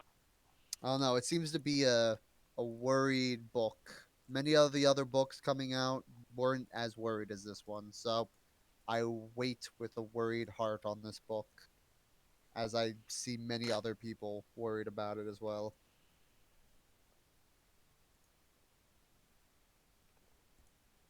That's all I think I got to say about it.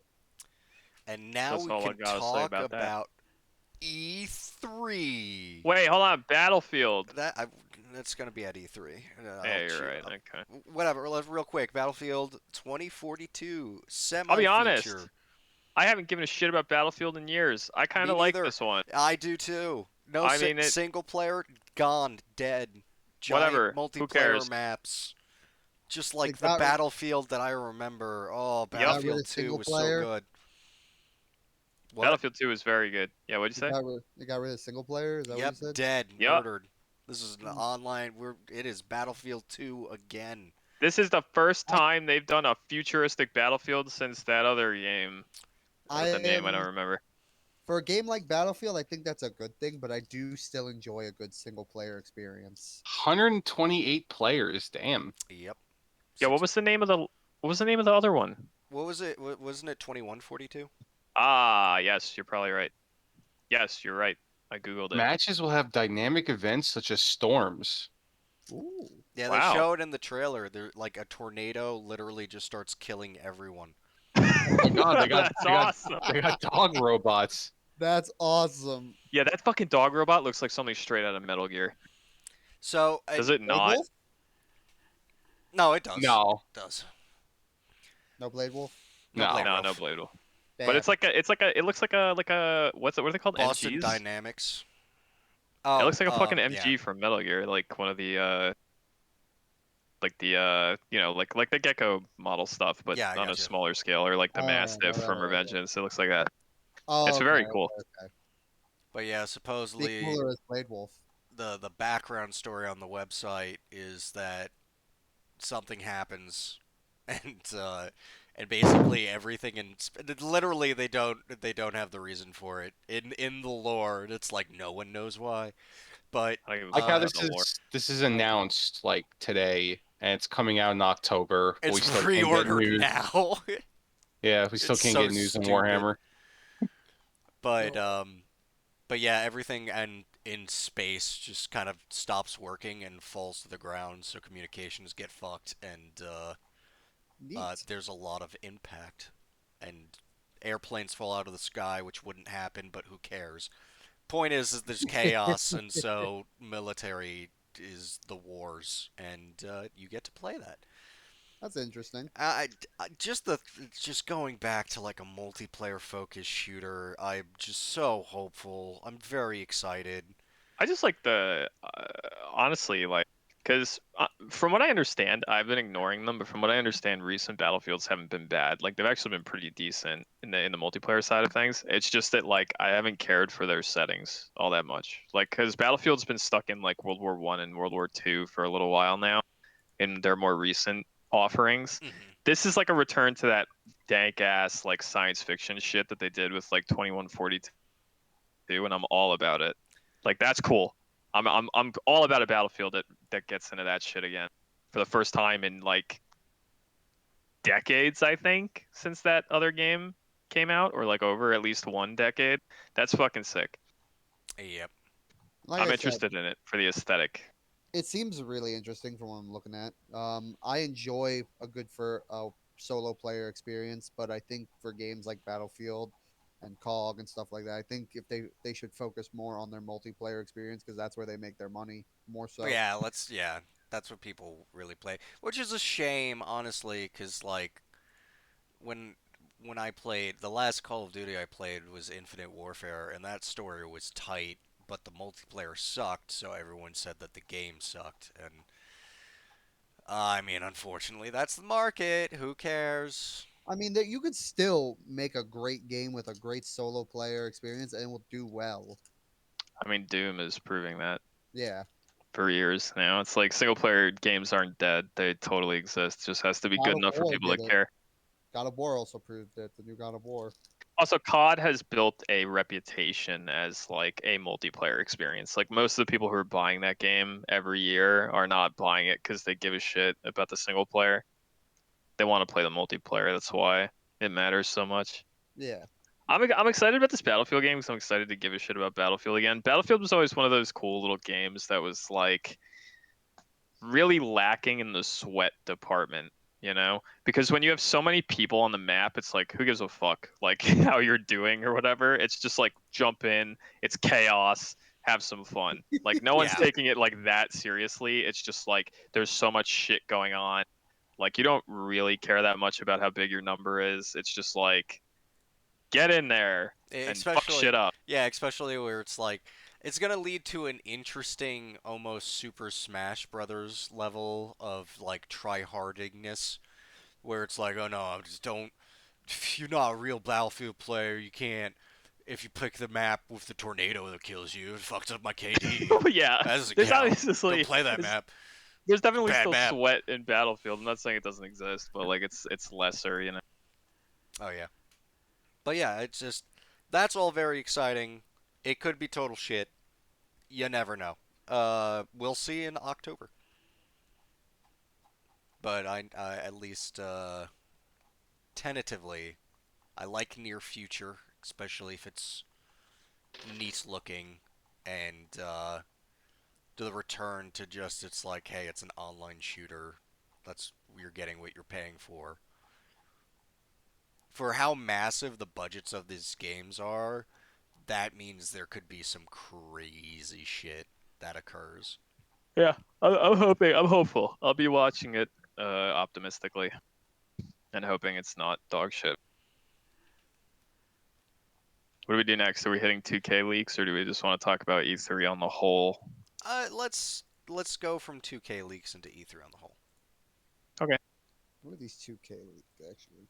Well, let's take a little peek there. Okay. What? Apparently, Basketball? No. apparently, and this is probably the thing that I think most people are kind of going a little nuts about. Well, once again, take this with a grain of salt. It's a leak. Who knows if it's true? But apparently, I think near the end of this article, they mentioned that Jason Schreier is backing up a lot of the claims. So that lends some credence to this because he doesn't typically do that with something that's bullshit. Um, One of the more interesting things is that supposedly behind the scenes under 2K's umbrella, Firaxis, as we all know, are the people who make XCOM, are supposedly working on a turn-based action game set in the Marvel universe. Think XCOM, but with superheroes. Hmm. And also, supposedly, some famous actors are voicing the characters. So this may be a big budget affair.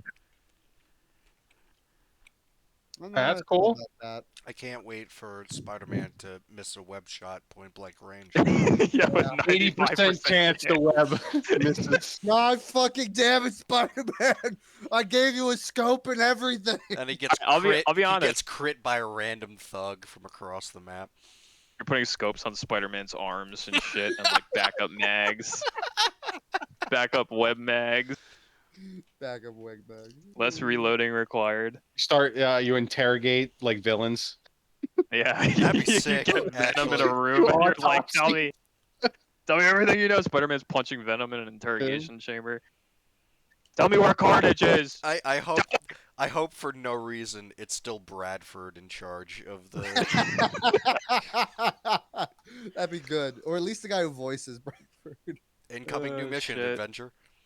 I think it's cool. I really wish this was like a new XCOM game, but I'll be honest. I'm kind of interested in this conceptually. I don't hate it. I think it could be like imagine an XCOM game, right? But instead, it's a Marvel Universe thing. It's almost like there's like a shit. Imagine like there's a shitload of characters in it, like Ultimate Alliance style, which there probably won't be because they want to sell DLC down the line. But let's just imagine, right? Hypothetically, shitload of characters, Ultimate Alliance style. There, you have a map of the Earth. There's some crazy like world-ending shit going on, and you have to send out teams of superheroes that you assemble Ultimate Alliance style. Like I feel like sending Spider-Man, Blade, and Moon Knight over there to deal with this, and I feel like sending fucking if like they use like Venom and shit. But like but any other characters, Venom will definitely be DLC. Venom, Storm, and fucking Wolverine are gonna go over there to solve that problem, and it's like that could be really cool actually if they all have like really varied skill sets, XCOM style.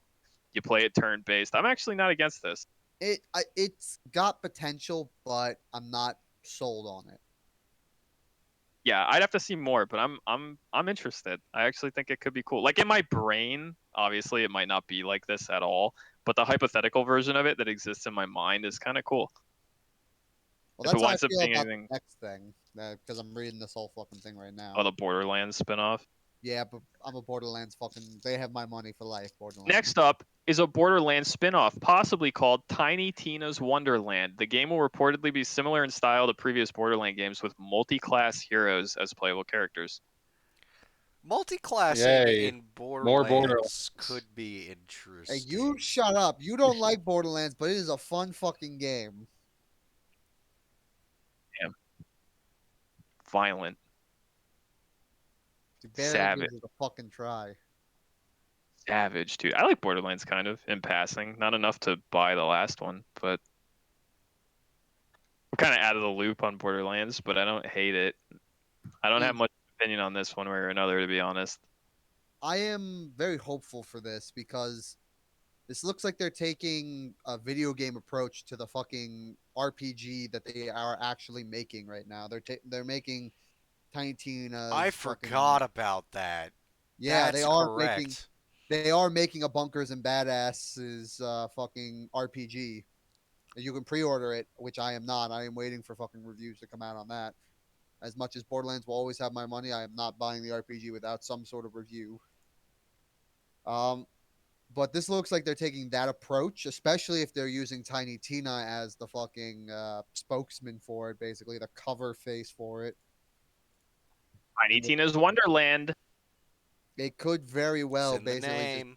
be a game based around what they want to do for the RPG kind of style, which I'm totally down for. It is one of Gearbox's and Borderlands' best development. Fucking Tiny Tina's Assault on Dragon's Keep. It is what everyone compares everything to when they talk about DLC, and it is very beloved. So if they can recreate that wonder, that love, and in some way, shape, or form, that kind of aesthetic fantasy feel with guns, I'm all for it. This is Gearbox we're talking about, though.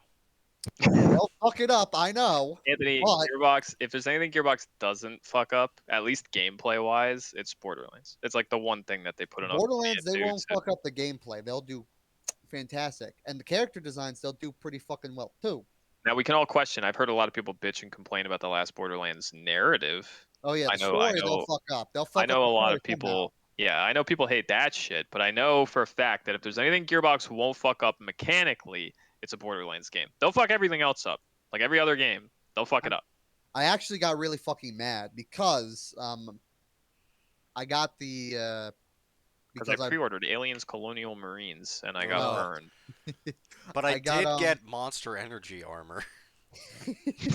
I got the director's cut basically of the Oh. Borderlands 3. So they showed all their cut content and storyboarding and everything. And it was way better.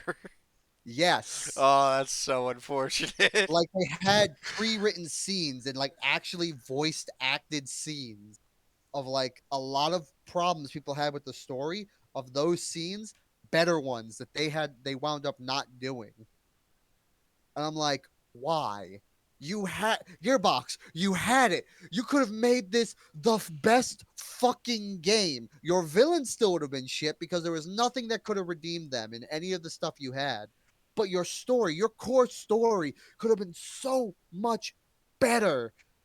Why? Someone was in a cubicle somewhere. They were about to fucking implement that scene into the game. They were about to do it. They were like rendering, they were modeling it, they were animating it. They had the characters doing it and acting it out, and they were slapping the audio next to it, and they were about to put it in the game. And then Randy Pitchford kicked the door into their office and said, "No, don't do that.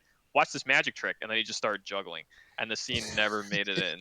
No, I feel like some And he dickhead was in a like- suit was just like, no, they don't want that. They were like, "Oh, we And saved then it." they got fucking forced not to do it. And I'm like, the fucking actual people who were making the game knew what to put in, but I feel like there was just some backhanded shit that made it not get in the game. And that's I Randy know Pitchford exactly juggling. what it. No, no, no, Yeah. no, no. It's they they saved it onto a flash drive, Oh no. and then it fell into Randy Pitchford's file of flash drives, and he was like, "You can't look through those. It's You gone. can't. Don't touch those. It's gone now." Don't touch those. I'll find it. Only me. And then he just never did because he was practicing his juggling in his office and his card tricks. yeah. But that's just made me so sad, honestly. I was like, oh, that could have been so good. Oh. Not allowed. Well, we got two other leaks here, and I know one of them none of us give a shit about, so I'll just say it really quick. 2K is announcing a basketball game. Very cool. What? Wow. The other one is extremely interesting. I don't know what to think about it. It's a new game codenamed Volt, potentially developed by Hangar 13. I know that name, but I can't think of what they've done, and I would have to Google it. That the leaker describes as Cthulhu meets Saints Row. Yeah, I What's read Saints that. That Row? seems very cool. That's an What's odd Saints pitch. Row? That's a very big thing. They made Mafia 3 and Mafia Yeah, they made Definitive. the Mafias. Mafia Oh 3, wow, yeah, look at that. Mafia 2, Mafia Trilogy, So Mafia. they can make some open world games. So yeah, Saints Row Cthulhu, I think entirely within their realm of possibility. Well, what the fuck does that even entail? It, Cthulhu meets Saints Row. it really It's depends what a Saint Row we're talking about, too. yeah, that's true. Well, so I Like think jokey Saints Row or like first Straight Saints up like hardcore gangster Cthulhu. Row? You're Like just 100%. mobster, but you're fighting eldritch horrors Where you because going? they're edging in on your territory. What? Oh. Hey Tony, hey, there's a there's this Shaggoth fish-looking in the kitchen. motherfucker. Look at this Shug Niggurath. I would break his. Yes, you can. You can't say that. You can't, Can't say that. What they said Bleep to him me. out. You can't. Bleep him out when he said that. you can't say that, Rob. You're allowed. No, It's Bleep him not the out. word. It's okay. you went for the hard shit, dude. Right out the gate. That's the best one. It's Oh him out. damn! Now, Bleep him out, granted, Anthony. that is an outer god in the mythos, some put a And he has a picture up. lot of wrath. and Put a that is picture its up and name. picture And me. he's not saying a bad word. That's literally what it's called. I swear to everything, YouTube, everyone. H.P. Lovecraft was very racist, and he named a god that because he's not a good guy. Wait till you hear about the cat. Oh my God, Rob, you slayed me. I was not expecting that to come out of your mouth. I was just like, he reached for that one. All right, there's a lot of other ones, but he went for that one. Holy fuck. It's a very. He could have went with iconic Yogg one. Sothoth, but he was like, nah, dude, I'm fucking hard end drop right now. I'm going with this one. The hard ER outer god. Oh, that's a fucking song name.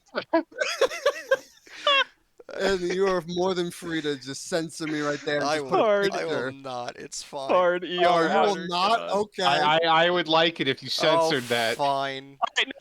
Even if he doesn't censor it, in full defense, that is literally a god Yes. in RPG books. That's not Just censored. put a picture of him up.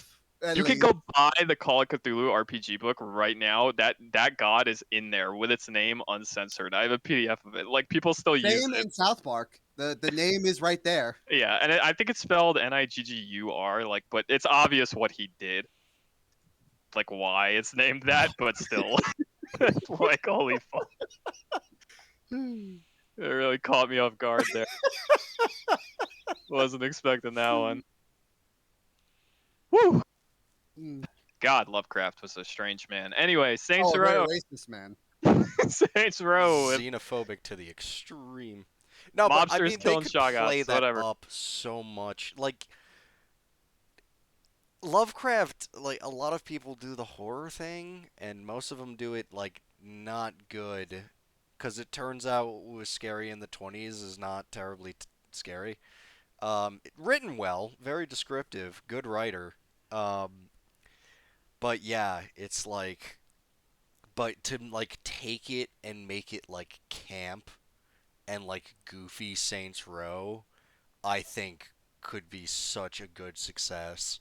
It Like could be people with cool. big old fish eyes and like fighting monkey men. In like an open world style, Oh like god, yeah, it would be so good. Like all the gangs can be like different cults. Like you have the cult of Dagon and then Cthulhu and like deep ones and shit. A flying polyp can Go just shoot slap up your a face. Hastur neighborhood. Yeah. oh god. Oh, Don't say their name 3 times though. They'll show Yeah. up. Like that'd be great actually. What a potentially fantastic, or they meant earlier Saint Rose, which is fine. Gangster noir is also Call of Yeah, Cthulhu. it's unclear Both what he work. means by this. Like, is he using Saints Row as a descriptor to just be like open world GTA style game with Cthulhu stuff, or is he literally being like, no, the goofy later ones, but with Cthulhu shit? Like, well, what is he implying? You know what I mean? We don't You know. know, it'd be the same as if he went with like GTA instead of Saints Row, because it's like, oh, is it early like crime drama GTA, or is it parody of everything GTA? Yeah. Then again, all the GTAs were kind of parodies of everything. Never mind. Well, we'll see at some point. Probably not for a while, because I think in this article they mentioned that it's like very early production. We might see a So- trailer. Or like you know those trailers at E3 that are really lame. It's not even a trailer. It's just like a voiceover to some video, and then like the title appears, and that's their trailer. You know, Yeah. we'll get one of those. Like, hey, this exists, Be hype. and that's it. Speaking of that existing, related. Remember Babylon's Fall? That platinum I game? really honestly didn't until I read that article. Yeah, I totally Completely forgot. forgot it existed. 100%. I remember, like, that was a very boring E3, and then I saw that, and I was like, okay, whatever. And then the Platinum Games logo came on, and I was like, oh! Yeah. Ah! And then years have passed, and I completely deleted it from my brain, so it's back. Yeah, I mean, we know very little about it, but I'm down for anything Platinum does. So assuming this gets showed off at E3 and it's like a multi-plat game and it's not just like PlayStation or whatever, I'll be pretty excited about it. If it's good, Need to see. or if it looks good, rather. So I think what now we're on to just generic E3 predictions. Yeah, I guess I have Hold on. Predict that'll suck. But So it I don't will have an also be image good. of this. Let me try to find an image of this really quick.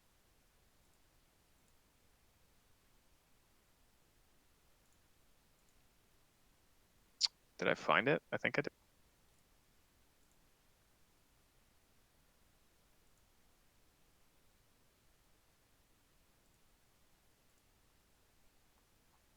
Did you find it though? Oh boy. So there you go. That's the full lineup with the times. It's a nice little checklist, and that's the order. Summer Games Fest is the first, and we get to just skip that. No, apparently not. Summer Games Fest is Jeff Keighley running it, and it's got Total War Warhammer 3 stuff in it, Oh apparently. shit. Okay. Um, and something else. I don't remember what. Apparently, there's something else going on at Summer Games Fest that was decent, but I don't remember what. Point being, though, it's Jeff Keighley thing. I'm pretty sure it's confirmed that something Warhammer 3 related is being shown tomorrow at Summer Games Fest. I actually completely forgot about that when we were talking about Warhammer 3, but I remember it now reading the list. So I don't know, there could be something Hopefully cool it's the there. fucking battle, dude. It might be. I don't know. But something's getting shown at Summer Be a Games unit Fest. So. spotlight. Unfortunately, it's 2 p.m. fucking Eastern time tomorrow, and my schedule is horrible, so I'll probably miss that and then read an article. Not that I Yeah, watch I'm at these. work, so I Yeah, I don't. got work. But luckily, they don't have anything important Thursday or Friday, so that's fine. Yeah, in I my don't tend to opinion. watch these anyway. Usually, I read like summary articles after the fact 9 times out of 10. I But like watching them. To just like cringe in real life is it's good. it's online only this year, though. It might not be that cringy. Dude, How much cringe could there be? there can be a lot. There can be a lot. Whatever, fuck it. So yeah, the first 2 days, and by 2 days I mean tomorrow. Well, not you listening to it now, but the 10th, Summers Games Fest. Who knows? Probably a lot of indie neat stuff, and then some other games, definitely trailers and whatnot. Netflix Geeked Week. Don't know what that is. Nor do I. Honestly, offended it exists. Let's What could continue. that? What could that possibly be? I don't know. And some expose on like fucking cashews of chaos or some shit. I don't know. Dragon's Blood season 2? I guess. Yeah, I guess maybe. Netflix Geek Week? I don't know. It's probably too soon, honestly, for any of that. I But mean, there's been all these video game adaptation animations and other ones getting announced, so maybe it's just like they continue that. I mean, Castlevania falls into that category. Um, IGN Expo. I mean, IGN. It's a fairly okay center for information. Um, they will. I imagine this one's going to be a pre-show. They're basically going to do what we're doing now, and it's like, what do you think you're yeah, going to see tomorrow? none of the shit that we just said, barring maybe a few things at Summer Games Fest, is really gonna matter. I Yeah. think we start getting into the more important shit, like on Saturday. Yep. The Ubisoft Forward Gearbox stuff, Devolver Digital show on Saturday. If you're down with the I craziness that love is. Devolver so much. Yeah, I might watch that one, but they don't have a time next to it, so I don't know if it's just because they haven't announced the time. I imagine they I hope have. there's no time because it's like pre-show live shit. Yeah. What do you mean, like between each fucking No, event dude, or something? pre-show live, their very first one, they literally the pre-show lasted a full 24 hours of constant streaming before their direct came on, and just towards the end they just started losing their minds because they're just sleep deprived and they're just doing whatever they can to just fill the air. It is so great. And then last year they had the pre-show after their show, and it was the same people, and it was implied that they did it for a year straight, which of course they didn't, but that was the joke. Pre-show live is a treasure. Well, I look forward to the main fucking Devolver show and the insanity that it usually is. Yeah. Gorilla Um, Collective is also, I mean, they're in Sony's pocket. So yeah, see that as a mini Sony. Killzone's dead. You know you're not gonna see the new Horizon though. absolutely. Uh, That'll be what they show, but they have to 100%. show more. They're slotted for what is if I'm looking at this correct, 2 whole hours. They cannot show Horizon for 2 hours. It's impossible. Yeah, no. So I guess they have more stuff up their sleeve. I'm aware that they've done other stuff, but all that comes to mind is Killzone, which is dead, and Horizon, which is not.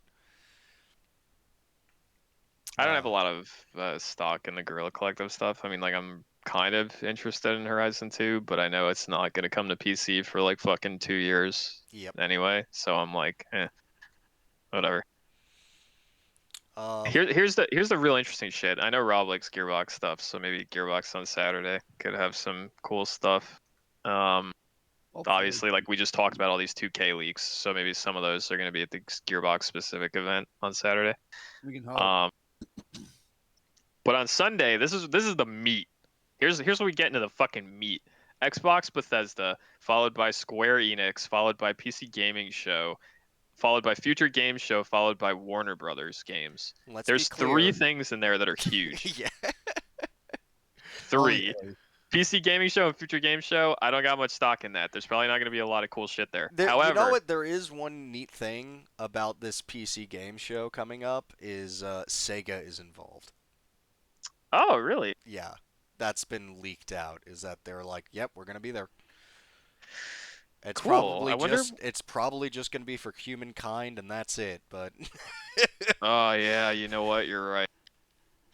I didn't think about that. It probably is just humankind. who knows? They maybe do something crazy like I don't know, Badland Wonderland for PC or something. If it wasn't for the fact that I've heard that Warhammer 3 is at Summer Games Fest, I would also say maybe that's going to be a PC gaming show because Sega publishes Well, it that. probably will, but it could be like But the same trailer. PC Game yeah, Show is just kind run of it for it. shit and is known for doing stuff like that. Here's the meat, though. Okay, Xbox Bethesda. I'm interested in that. Will we see Halo again? Finally, Mm. after all this time, or what? Will we not? Is it a corpse still shambling in some office somewhere? Like, what's the deal? Where's John Halo now? They Where's want John Halo now? Warthogs and Ghosts DLC content. No, it'll be like the worst mod because they they added the stupid shields to 3. It's like you're gonna have like gamer skins for your Warthog. Like the second you get into it, it just like Oh, fuck yeah, switches dude. to your skin. Hell yeah. Like completely tone deaf nightmare. Yeah, we foot nut now. We foot nut right now, dude. Footnote. Bethesda. I wonder if Bethesda's gonna show anything during that conference too. Interesting that they looped Xbox and Bethesda together, which I mean makes sense.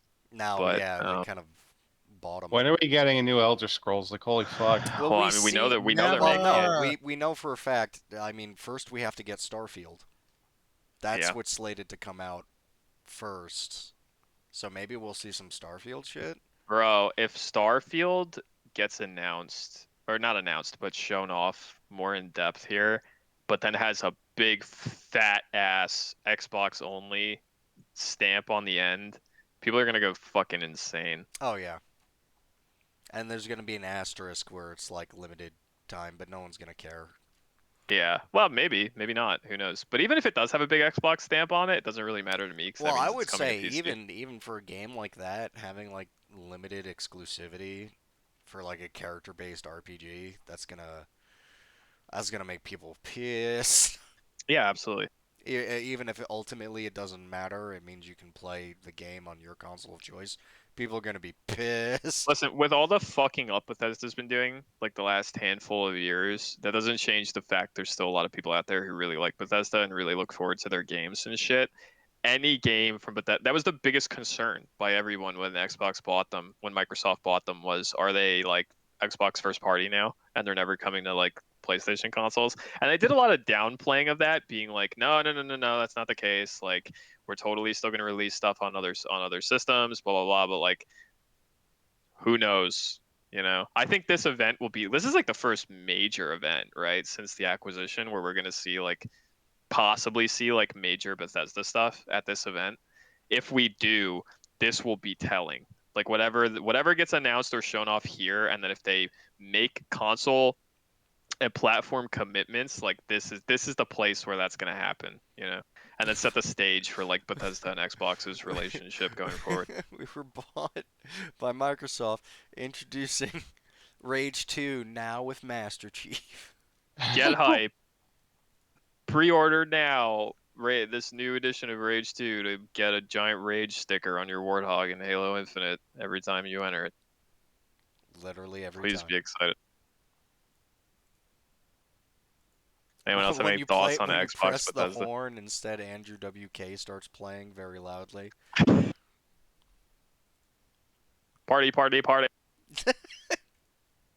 I want to have a party. I party, Okay, party, party. that was probably one of the greatest things of that E3. Have you seen that?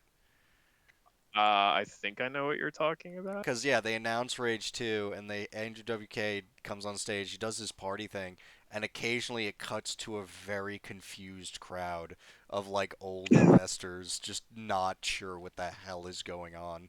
Party, party, party. I want to have a party. Song's a banger. Future game show. Who knows? Might be cool indies. Uh, Square? Square. Square, right after Xbox Bethesda. Square. I'm actually very excited about Square. You want to know why I'm very excited about Square? Final Fantasy 16 looks okay. Final Fantasy 16 looks okay. Okay. Maybe we'll get actual gameplay of that Forspoken shit that I've already kind of checked out of, but I would at least like to know how it plays, right? What if she Thirdly, brings that same level of bewilderment to literally everything, where it's like she starts like, "What, a dragon?" And she goes outside and she's like, "Trees?" a fucking car? Is that a rock? She goes, "There's like a mirror." Myself? Are you shitting me? Get out of here! What the fuck? Babbling brooks? You know what I'm Shove looking forward to? To see ahead. if we get Elden Ring news tomorrow. Well, Oh, that, yeah, my good friend, would point. be later than we are currently, because it would be at Bandai Namco, Oh, sorry, yes, not 100%. tomorrow. But I've heard rumors that there's supposedly like another Final Fantasy also in development.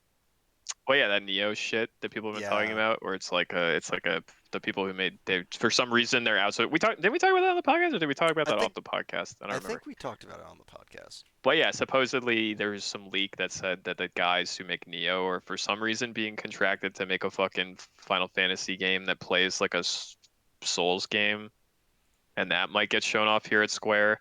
So that's another option. So we've got Forspoken, we got FF16, we've got this horseshit Souls thing that might exist or might not, depending on the validity of the leak. And then we have the fourth thing, which is FF7 remake maybe getting announced for platforms other than PlayStation. Hmm. One could hope. It's exclusivity agreement's been up for like 2 months. Will we get an announcement of FF7R on PC tomorrow? Or not tomorrow, but Sunday? One could hope, but probably not. I'm actually going to say that's probably not going to happen. That's just me wish listing, but I could hope. Intergrade came out today. Fun fact. So on Sunday, will they announce a PC SKU or an Xbox SKU plus a PC SKU? Who knows, dude? Probably not, but I'm hoping. And then I guess on to the next day. That's all I got for Square, unless anyone else has anything they think Square Square is gonna just fucking do. like the stage Oh, no, no, no. goes dark. They go like, "Fuck Final Fantasy," and like Chrono Trigger comes up on the. Now fucking Ergeese just like slams its way onto this fucking stage, dude. I would love that so much. Someone from Square is on stage and he just runs out to interrupt the fucking FF16 fucking keynote. He runs out on stage, grabs the mic violently, he screams into it. God God bless the bless ring. the ring, motherfucker. And then Ergeese just comes on screen. Yeah, you know, I hate myself because I know if that became a thing, even if it was like I have a hard stance against remasters. If it was like Every Geese remastered, I'd be like, okay, I'm buying this. Yeah, fuck yeah, dude. Are you kidding me? Like, I'm there day one. That's a pre-order. I don't want to, but I have to. Oh There's something God. important on Sunday that we cannot skip, though. Oh, go ahead. Okay? Warner Brothers games. Oh boy. Why does Warner Brothers games matters? I'll Because be they honest, I have don't to give a shit. they have to declare their new owners. No. Maybe, but no. They come out on stage and they're like, everything's canceled. Yeah, everything's We're canceled. being dismantled. Tencent owns us now. Goodbye. Thanks for your No, support. here's why you should be excited. Okay. Yes, we know that there's a new Batman game in the works by that team that makes the Arkham games. I can't remember what they're called at the moment for some reason. I'm blanking hard on it. Arkham We know games. there's a new Batman game being made by them. We know about that like co-op beat 'em up thing where you play as like uh uh Red Hood and fucking Nightwing and Oh shit like yeah, that. that's right. I forgot about that. We know about the Suicide Squad game also being made by the people who make the Arkham games, I believe, which is also like a co-op beat 'em up thingy from what we understand. All of that's cool. I don't care about any of it. Do you know why? Because Warner Brothers Games, what falls under the roof of Warner Brothers Games is NRS. Okay? At Ed least Boon's currently.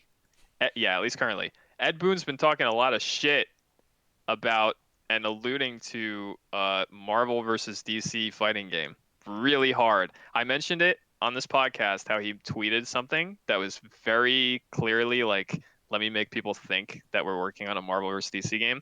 I never talked about it on the podcast, but I mentioned it in our message chat that in Max's Twitch Rivals MKX tournament, they got an interview segment with Ed Boon himself. And in it, he's talking about like why they have all these like 80s action movie guest characters and shit in like MK11 and why they got stuff like Predator and Alien and shit for MKX. And he was like, yeah, you know, a lot of the development team, like the OGs, like when we were kids, we always used to have that conversation with each other, like back and forth, like who'd win in a fight, dude? Like Predator or the Alien, whatever. But like his first example he gave when he said that, he went, who'd win in a fight, Spider-Man or Batman? It was the first thing he said. It was the first thing that come out of Ed Boon's fucking mouth was Spider-Man versus Batman. That's a hint. That's a fucking hint, bro. This is what Ed Boon does. He's notorious for it. He always hints at shit like this in like little weird ways here and there on like Twitter or in like interviews before they announce shit. All I'm saying is tinfoil hat, Warner Brothers Games event, Marvel vs. DC. I'm saying it. We Infinite. haven't had Injustice news in fucking forever because I don't think they're making an Injustice game. I think they're making Marvel vs. DC right now I would in the be fucking NRS money. offices. I think they're doing it. And that both makes me happy and sad. It makes me happy because it could be good. It makes me sad because if that game exists, it probably means Marvel vs. Capcom is dead. Like forever. And that's sad. That's all I'm saying. Before we got off Sunday, I just had to mention that. Marvel vs. DC is coming, baby. I'm calling it. If I'm wrong, fuck off. Whatever. They were wrong. We weren't wrong. Yeah, if I'm wrong, I never said it in the first place. I'll deny it adamantly. Someone edited this audio to make it sound like I'm predicting it. This is a deep fake of the Camels. Very influential. What's next? Monday? We got Monday. Take-Two, Capcom, Mythical, Freedom, Razer. They'll release new flavors for their gum. Yes, get hyped for fucking they'll Razer. finally release their mask. Oh yeah, they're just way too late for anyone to Yep. care. Yep. I mean, I had to remind myself. I was like, what does Take-Two publish? And a then I lot was of like, and then I stuff. went on their website and I was like, oh, that's right, Rockstar Games. Yep. Will there finally be a new Grand Theft Auto? Have they Hello. have they declared the current heat too dry? I mean, I'll check out Capcom. Oh yeah, 100%. Mythical, Freedom, and Razor. Who cares? Take-Two. Who cares? There were those like bully rumors and that weird pulp sci-fi rumor from forever ago. There's been rumors about all kinds of shit from Rockstar for ages now. We talked about them like at the start of doing this podcast, how they were like making a bully game and then they were making a new GTA that had like a female protagonist as one of the main characters and blah blah blah, so on and so forth. I don't know if we'll see any of that during Take-Two, but We'll see some. Capcom I'm interested in because like what the fuck is Capcom gonna show? Is it gonna be Just watch them delete Resident Evil 4 assets live on stage. Yeah. We have nothing to show, so we're just gonna clean up this mistake It was a little right tidying here. up live. It's got to be new stuff, but like, what? We we joked about like they're all on the RE Engine dick and like making different things in it and showing it, and I would kill for an Onimusha remake so bad on RE Engine. Holy Yeah, shit! that would be cool if they did an Onimusha remake the way that they were doing, like in the style of the Resident Evil remakes, but like keeping the spirit of the gameplay. Oh yeah, That would be very neat. I guarantee you they're not doing that, I. but it would be cool. Why you gotta be reality? We did have that leaker, that well-known, like very Lost reputable Planet. leaker a while back who mentioned that they were remaking stuff other than Resident Evil games Lost in RE Planet. Engine. Let's go. What'd you say? Lost Planet? Yeah, hell yeah. This is just a checklist for me now. It's like, Yeah. I have no expectations, but do I have a laundry list of things that I want, you know? I loved Lost Planet. I loved whatchamacallit, Onimusha. Can I give you realistic? Mega Man Legends, like, would be Can I so good. can I What? give you a realistic take here? What I Sure. like actually think they're gonna show. Nothing. Here's what I think Capcom's gonna show, because there's people saying it's gonna be like Street Fighter 6, and it's not. I don't think it's gonna be Street Fighter Mm. 6 because they still have one DLC character left for SF5 that they've been hiding for some reason, and Yeah, no one that's knows true. why. They wouldn't kill it. Yeah. And a big part about that DLC character that's like a huge deal is that Capcom doesn't hide them. They've always like announced them in advance for the seasons. This one, for some reason, they're holding on to and not showing. So there are people being like, it's probably going to be a guest character of some kind. And there's a lot of big brain people saying there's a new KOF coming really soon. It might be like Kyo Kusanagi in SF5 as like the last DLC Hmm. character or something like that. Um, so that might be a thing. I think we're gonna see that character, and the realistic thing, I think if anything new, we're gonna see that game that they showed off a little while ago with the astronaut and the little girl. I can't remember Oh, what yeah, that game that's was right. called. But I think we'll see that, and I think maybe if it exists, we'll see a trailer of some kind for like Dragon's Dogma 2, if they're working on that. That'd be so good. Realistically, I think those are the things, because we're not going to see RE4 remake. It's too soon, I think, just judging by like all the leaks and shit. You're not And like wrong. we There have just had been RE8, so I don't think they're going to show that so anytime many soon. rumors about Dragon's Dogma 2. Dragon's Dogma 2 is part of the leaks, dude. So all I'm saying is, if thinking about it logically, if we're not going to see SF6 and if we're not going to see RE4 remake because RE8 just happened, so what will they show? They'll show the last SF5 character, they'll show astronaut and girl, and they'll show like Dragon's Dogma 2 if it exists, because there's nothing else that they would be ready to show. They're not going to show RE4 remake. It just doesn't make sense. And they're not going to show SF6, and there's probably no new Devil May Cry shit. So what else could it be aside from something crazy that like no one's expecting, like some remake that no one saw coming? Like here's Dino Crisis in RE Engine, or here's Animusha. Unless it's something Here's nuts like that, Outbreak File 3. yeah, no. So it's gonna be fucking Dragon's Dogma 2, Alien and Little Girl, and like SF5 DLC character. That's my big brain prediction for Capcom. Those are actually pretty reasonable. And so, I will instead face the winds of insanity. And I'm sticking with Lost Planet in my soul and in my heart. All right, we'll see. One of us will be wrong. Lost Planet and Mega Man Legends. Here we go, dude. A crossover for the ages.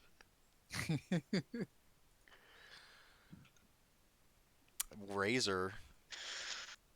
What are they gonna? No, who cares? Let's go on to Tuesday. Gum, Anthony. More gum. I haven't even fucking chewed all this gum, by the way, that I purchased like at the start of Rona Even though as it a gives you joke. Yeah. so much energy and focus. No I wonder you almost- haven't beaten Resident Evil 8. Come on, man. That's true. Yeah, I'm not focused up. I'm gonna chew one right now. Oh, you're gonna play I use Resident push Evil to 8? talk. It's fine. No one will hear it.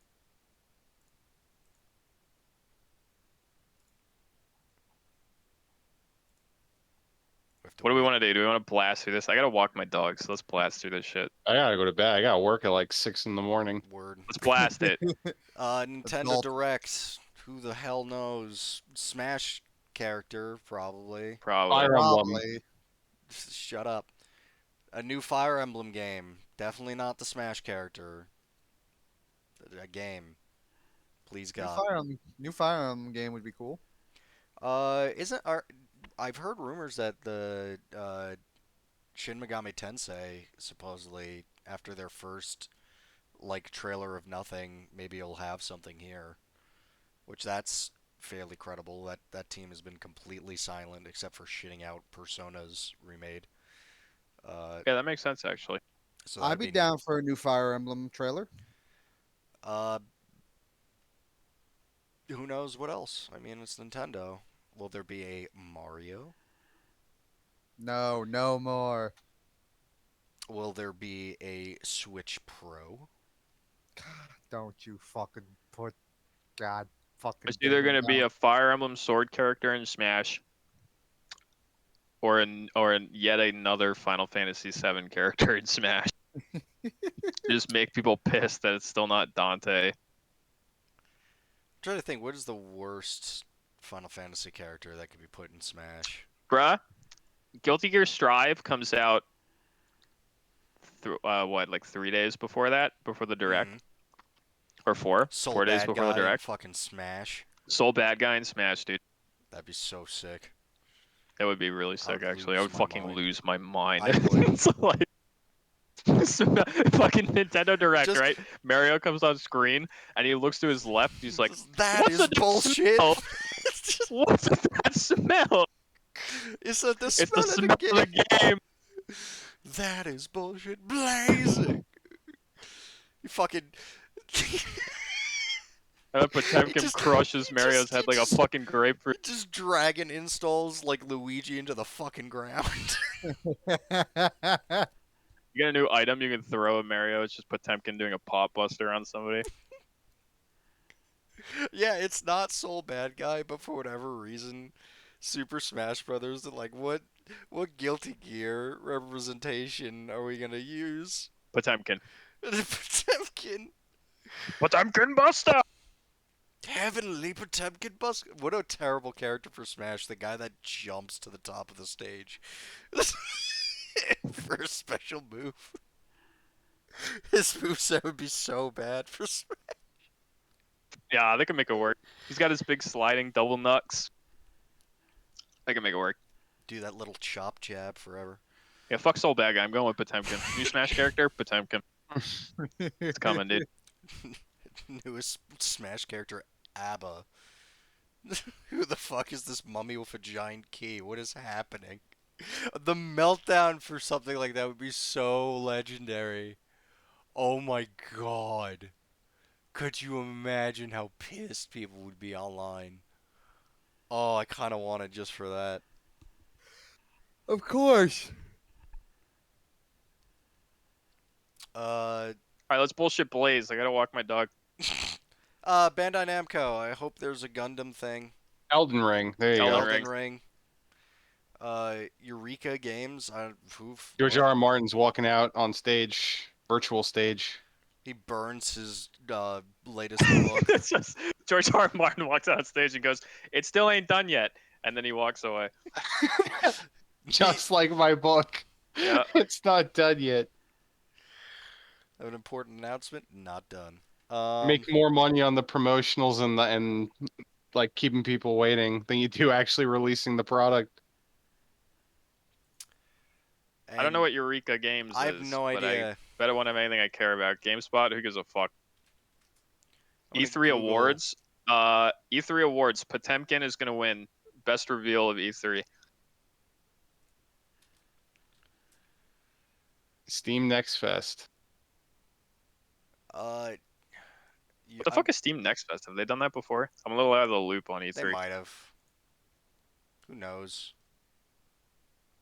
Looking up Eureka, it looks indie as hell. They have only a Facebook page. So, whatever their how do they have a slot?